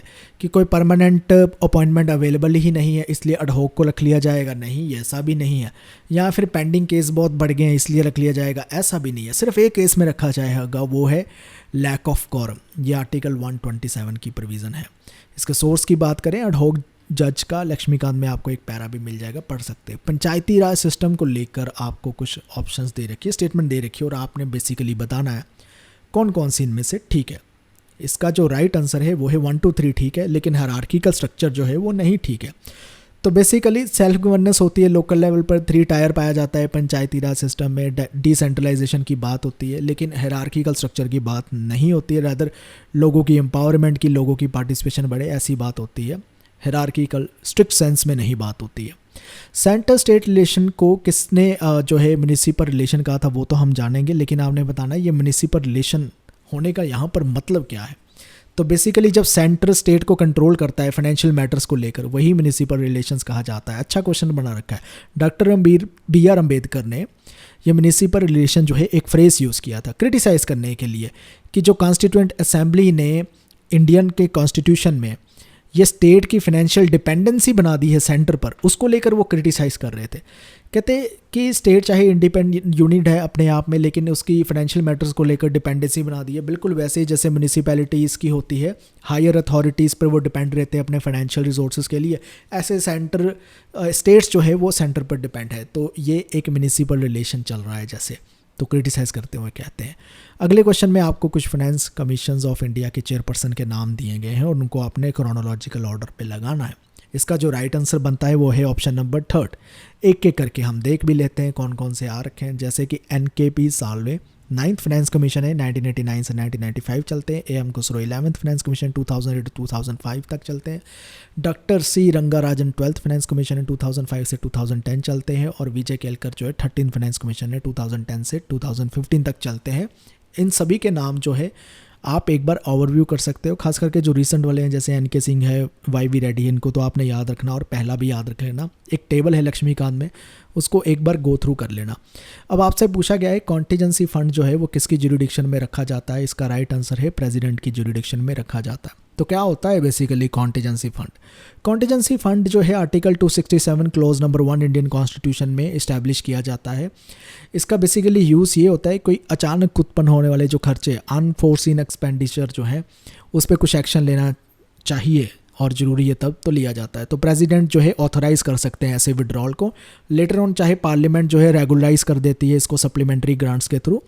बेसिकली ये फ़ंड जो मैनेज किया जाता है प्रेसिडेंट के द्वारा किया जाता है, मतलब बिहाफ ऑफ द प्रेसिडेंट किया जाता है, प्रेसिडेंट डायरेक्टली नहीं करते हैं। तो बिहाफ ऑफ द प्रेसिडेंट किया जाता है by the secretary to the government of India in ministry of finance. ये भी लाइन आपने याद रखनी है। इसके सोर्स की बात करें लक्ष्मीकांत में भी आपको इस चीज़ का मेंशन जो है मिल जाता। अगले क्वेश्चन में आपसे पूछ रखा है मॉर्ले मिंटो रिफॉर्म्स एक्ट जो 1909 में आता है उसकी कुछ प्रोविज़न दे रखी है और आपने इनकरेक्ट बतानी है। चौथे नंबर वाली इनकरेक्ट है। कैसे है कि इलेक्टेड मेंबर की सेंट्रल लेजिस्लेटिव काउंसिल में कोई जगह नहीं है, ये गलत बात कह रखी है। इसको हम देख लेते हैं कि लेजिस्लेटिव काउंसिल का साइज़ इंक्रीज़ होगा, ये एक्ट में था बिल्कुल। और नॉमिनेटेड मेंबर जो होंगे सेंट्रल लेजिस्लेटिव काउंसिल में मेजॉरिटी में रहेंगे, सही है। कम्युनल और सेपरेट इलेक्टोरेट आएंगे। इनफैक्ट ये कंट्रोवर्शियल हिस्सा जो इसका है बहुत ज़्यादा ज़रूरी है जानना आपको। और फिर उसके बाद था कि सेंट्रल लेजिस्लेटिव असेंबली में इलेक्टेड मेंबर की कोई जगह नहीं होगी, गलत है, उनकी जगह भी होगी लेकिन उनके जो मेंबर हैं वो लिमिट रहेंगे क्योंकि रियल पावर जो है गवर्नर जनरल एग्जीक्यूटिव काउंसिल के पास रहेगी। लेजिस्लेचर के पास एडमिनिस्ट्रेशन को लेकर कोई भी रियल पावर नहीं थी। नेक्स्ट हम सॉल्व करेंगे पॉलिटिकल प्रोसेस इन इंडिया के क्वेश्चंस को। इसमें जो सबसे पहले आपसे क्वेश्चन पूछ रखा है वो ये है, दो लिस्ट को आपने मैच करना है। एक में लीडर्स के नाम दे रखे हैं, दूसरे में मूवमेंट में। इसका राइट आंसर ऑप्शन नंबर 1 है। एक एक करके इनको भी हम देख लेते हैं। शरद जोशी जो है फार्मर मूवमेंट के साथ एसोसिएटेड है, वहीं दत्तोपंत ठेंगड़ी जो है वो भारतीय मजदूर संघ के फाउंडर भी है और लेबर मूवमेंट के साथ जो है वो एसोसिएटेड है। निर्मला देशपांडे जो है गांधी प्रिंसिपल्स को फॉलो करती है, गांधी मूवमेंट के साथ एसोसिएटेड है। वहीं सुंदरलाल बाहुगुना जो है वो चिपको मूवमेंट के साथ एसोसिएटेड है। नेक्स्ट क्वेश्चन में आपसे पूछा गया है कि मॉडर्न टाइम्स पे आज क्या कंसेंसस, क्या सहमति चल रही है, कौन कौन सी फ्रीडम जो है वो इंक्लूड होने चाहिए। तो इसका जो राइट आंसर है वो ये है, ये सभी फ्रीडम की बात जो है आज चल रही है। तो बेसिकली इसमें है फिजिकल और लीगल ऑब्स्टेकल्स को लेकर एब्सेंस होना, किसी को भी जो है लीगल और स्ट्रक्चरल बैरियर की वजह से जो है फ्रीडम डिनाई ना की जाए। सिविल और पॉलिटिकल लिबर्टीज़ होना, जैसे कि freedom of expression, movement, voting rights, ये सभी तरह की फ्रीडम होना। Social provision for income, education और हेल्थ की बात की जाती है जिसमें मीनिंगफुल लाइफ कोई जी सके इक्वल टर्म्स पर। प्रोटेक्शन ऑफ कल्चरल आइडेंटिटी की बात की जाती है जहाँ पर इंडिविजुअल और कलेक्टिव आइडेंटिटी जो है वो कल्चरल फ्रीडम का इंटेग्रल पार्ट है और वो होना भी चाहिए। नेक्स्ट क्वेश्चन आपसे पूछा गया है, इनमें से किसने वेलफेयर इकोनॉमिक्स और सोशल चॉइस थ्योरी की बात की है। इसका राइट आंसर है वो है अमर्त्य सेन। ये भी चीज़ समझने लायक है कि अमर्त्य सेन जो है बेसिकली नोबेल प्राइज़ तो जीतते ही इकोनॉमिक्स में 1998 में, बेसिकली अपनी इन्हीं थ्योरी के लिए, welfare economics, social choice theory के लिए जीतते हैं। और कैपेबिलिटी अप्रोच वो यूज़ करते हैं जब वेलफेयर इकोनॉमिक्स की वो बात करते हैं। वो ध्यान जो है आपका शिफ्ट कर देता है कि आप सिर्फ वेल्थ कोई कितनी कमा रहा है पर कैपिटा इनकम जैसे GDP या ऐसी चीज़ों से नहीं पता चलेगा। इंडिविजुअल की एबिलिटीज़ कितनी जो है वो बढ़ रही है, कैपेबिलिटी कितनी बढ़ रही है अपनी वेलबींग और अपनी लाइफ को और बेहतर करने के लिए। तो उनकी एक बुक है डेवलपमेंट एज फ्रीडम, उसमें मोस्टली ये काम करते हैं। फिर सोशल चॉइस थ्योरी की बात करें तो इसमें बेसिकली एरो की इम्पॉसिबिलिटी थ्योरी जो है उसको वो एक्सपैंड करते हैं, उस थ्योरम को क्या क्या चीज़ें उसमें इंक्लूड करने की कोशिश करते हैं, इक्विटी, जस्टिस, इंडिविजुअल फ्रीडम, ऐसी चीज़ों को वो लेकर आते हैं। उनकी जो बुक रहती है इस मामले में वो है collective choice and social welfare, 1970 में आती है, वो फाउंडेशनल टेक्स्ट है उनका इस फील्ड में। Indian constitution cornerstone of a nation एक पॉपुलर बुक है, आपने बताना है ये किसने लिखी है। इसका राइट आंसर है ग्रैनविल अस्टीन ने लिखी है। और बेसिकली ये बुक इम्पॉर्टेंट है, 1966 में पब्लिश हुई थी। ग्रैनविल अस्टीन जो है रिनाउंड हिस्टोरियन माने जाते हैं, कॉन्स्टिट्यूशन के एक स्कॉलर माने जाते हैं। इंडियन कॉन्स्टिट्यूशन पे उन्होंने काफ़ी अच्छा काम किया है और ये मास्टर्स में बहुत सारे प्रोफेसर्स रिकमेंड भी करते हैं, पढ़ाते भी, इसलिए आपको ये पता होना चाहिए। लक्ष्मीकांत ने भी इनको सोर्स किया, यानी इनकी बुक से कुछ पार्ट जो है उन्होंने भी अपनी बुक में ऐड किए हैं, इसलिए रेफरेंसेस में उनका नाम है। इनमें से कौन mixed political culture term use करता है इंडिया के कॉन्टेक्स्ट में? इसका राइट आंसर है मॉरिस जॉन्स करते हैं। कौन सी बुक में वो करते हैं? The government and politics in India, 1960 में आती है। वो कहते हैं इंडिया में मिक्स्ड पॉलिटिकल कल्चर पाया जाता है, ट्रेडिशनल और मॉडर्न एलिमेंट्स हमें दोनों देखने को मिल जाते हैं, क्योंकि इंडिया के सोशल स्ट्रक्चर बड़ी डिवर्स है, इसमें डेमोक्रेटिक इंस्टीट्यूशन ऐसे हैं, कल्चरल इन्फ्लुएंसेस ऐसे हैं, तो हमें मिक्स्ड पॉलिटिकल कल्चर जो है देखने को मिलता है। यहाँ से ही वो सेंटली इडियम्स की भी बात करते हैं, जहाँ से उनका एक कंसेप्ट भी पॉपुलर होता है, तो बेसिकली वो भी इनके नाम के साथ एसोसिएटेड है, याद रखना। अब आपसे ये पूछा गया है इनमें से कौन से पेयर जो है करेक्टली मैच करते हैं? इसका राइट आंसर है एक पेयर मैच करता है। ऑल इंडिया तृणमूल कांग्रेस 1998 में ही बनी थी। अब बीजेपी 1981 में नहीं बनी थी, वो 1980 में बनी थी। जो ऑल इंडिया तृणमूल कांग्रेस है वो 1998 में बनी थी। अब जनता दल की बात करें तो 1996 में जो है वो इनकरेक्ट है, वो 99 में बनी थी, जो मल्टीपल पार्टीज़ का मर्जर थी, जिसमें समता पार्टी, लोक शक्ति पार्टी आ जाती है। वही राष्ट्रीय जनता दल जो है वो 1996 इनकरेक्ट है, वो 1997 में बनती है, लालू प्रसाद यादव इसे बनाते हैं। इसके सोर्स की बात करें, लक्ष्मीकांत में एक टेबल मिल रहा है, वहाँ पर कौन सी पार्टी कब फाउंड हुई वो सब कुछ जो है आपको मिल जाएगा। नेक्स्ट हम सॉल्व करते हैं पब्लिक एडमिनिस्ट्रेशन के क्वेश्चंस को। इसमें जो सबसे पहले आपसे क्वेश्चन दे रखा है वो ये है कि higher public services in developing countries जो हैं उनके मेन फंक्शंस क्या रहते हैं। बेसिकली आपने ये बताना है पब्लिक सर्विसेज के, तो इसका राइट आंसर बताना है। ये 4 स्टेटमेंट दे रखी है उसके अकॉर्डिंगली। इसका राइट आंसर ये सभी के सभी फंक्शन पब्लिक सर्विसेज जो है परफॉर्म करती है, चाहे वो पॉलिसी और डेवलपमेंट का काम हो गया, लॉ एंड ऑर्डर मेंटेन करने का हो गया, सोशल चेंज का हो गया, मिनिस्ट्रियल एडवाइस का हो गया, ये सभी फंक्शन जो है वो परफॉर्म करती है। नेक्स्ट क्वेश्चन पूछा गया सर्कुलर रिस्पॉन्स जो एक टर्म है लीडरशिप के लिए किसने यूज़ किया है? मैरी पॉर्कर फॉलेट ने किया। ये याद रखना, PYQ है, नेट में पूछा जाता है। तो MP फॉलेट बेसिकली क्या कहते हैं? वो कहते हैं कि लीडरशिप जो है एक सर्कुलर रिस्पॉन्स की तरह काम करती है। इसका मतलब जो होता है लीडर और सबऑर्डिनेट्स जो हैं वो दोनों ही एक दूसरे को इन्फ्लुएंस करते हैं। ये नहीं कह सकते हैं आप कि लीडरशिप में लीडर जो है वही अपने फॉलोअर्स को करता है, टॉप डाउन अप्रोच नहीं होती, एक सर्कुलर रिस्पॉन्स रहता है, ये उनका कहना था। ये आपको लक्ष्मीकांत की जो पब्लिक एडमिनिस्ट्रेशन है वहाँ भी मिल जाएगा और इग्नो के नोट्स में भी मिल जाएगा। नेक्स्ट क्वेश्चन आपसे पूछ रखा है कौन सा इनमें से थिंकर पब्लिक एडमिनिस्ट्रेशन और प्राइवेट एडमिनिस्ट्रेशन में डिफरेंशिएट नहीं करता है? हेनरी फ्योल नहीं करते हैं, क्योंकि हेनरी फ्योल की जो बुक आती है जनरल एंड इंडस्ट्रियल मैनेजमेंट 1916 में, तो वो basically 14 principle of management study करते हैं और वो कहते हैं कि पब्लिक एडमिनिस्ट्रेशन और प्राइवेट एडमिनिस्ट्रेशन में फ़र्क नहीं है, क्योंकि एडमिनिस्ट्रेटिव के जो प्रिंसिपल होते हैं वो यूनिवर्सल होते हैं। पब्लिक में लगा लो चाहे प्राइवेट पे अप्लाई कर लो, एक ही बात है। तो वो वैसे भी यूनिवर्सल प्रिंसिपल पर ही काम करना चाहते थे। जैसे कहते हैं देखिए planning, organising, commanding, coordinating, controlling, ये वो मेन प्रिंसिपल बताते हैं मैनेजमेंट के। कहते हैं ये पब्लिक पे भी लगा लो, प्राइवेट पे भी लगा लो, क्या ही फ़र्क पड़ता है। तो ये उनका कहना था। तो ये आपको वैसे तो लक्ष्मीकांत में भी मिल जाएंगी कुछ कुछ चीज़ें, कुछ ऑफिशियल और वेबसाइट से भी मिल जाएंगी।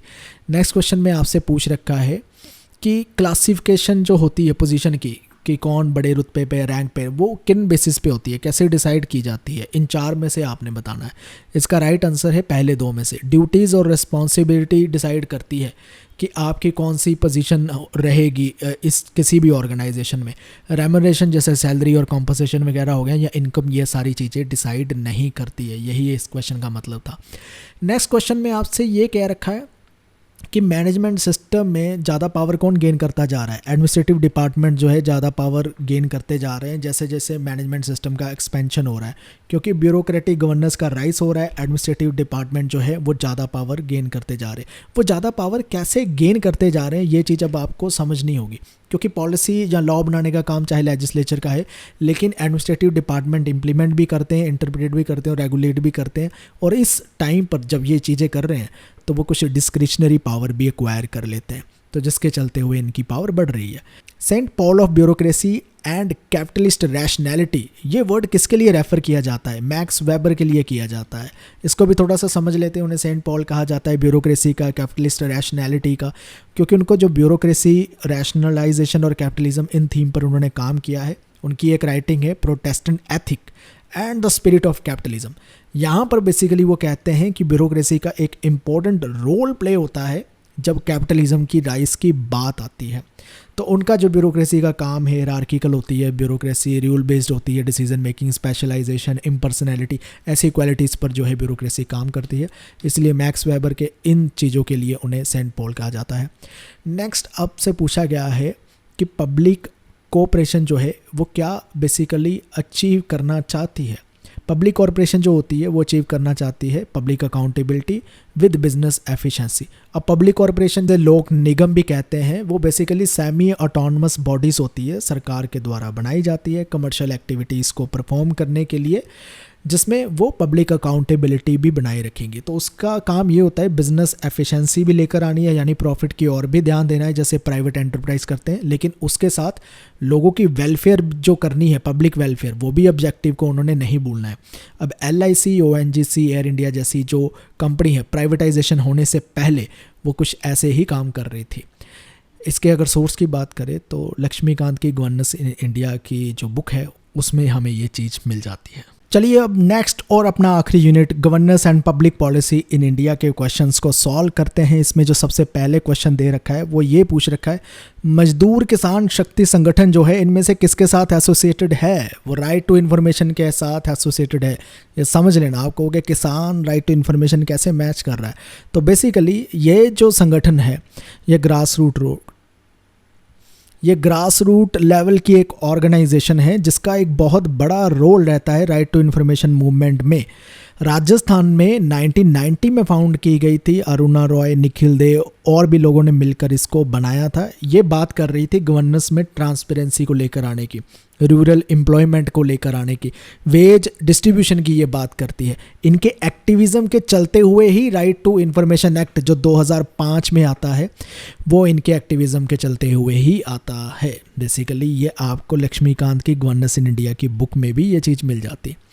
नेक्स्ट क्वेश्चन आपसे पूछ रखा है, राइट टू इन्फॉर्मेशन जो था वो सबसे पहले किस कंट्री में इंट्रोड्यूस किया गया था? इसका राइट आंसर है वो स्वीडन में इंट्रोड्यूस किया गया था। स्वीडन जो है पहली कंट्री बनती है राइट टू इन्फॉर्मेशन जैसी चीज़ लेकर आने में। 1776 में Swedish freedom of the press act introduce किया जाता है, जिसमें बेसिकली ये बात भी रखी जाती है कि गवर्नमेंट डॉक्यूमेंट्स का पब्लिक एक्सेस जो है दिया जाता है, और स्वीडन ऐसे पहली कंट्री बन जाता है।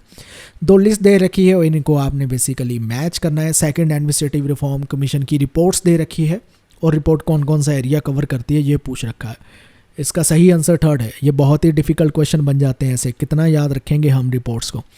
तो बेसिकली गवर्नमेंट की ऑफिशियल वेबसाइट से आप देख सकते हैं कौन सी रिपोर्ट किसके साथ मैनेज कर रही है।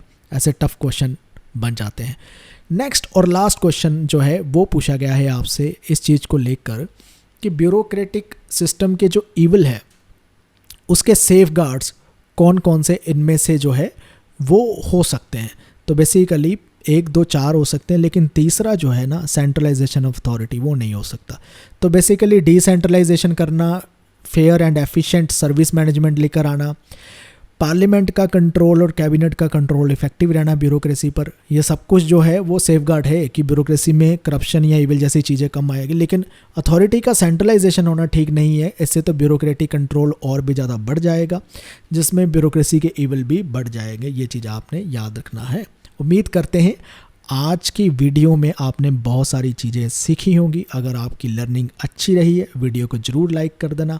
इस वीडियो को देखने के लिए आपका बहुत बहुत धन्यवाद। Thank you.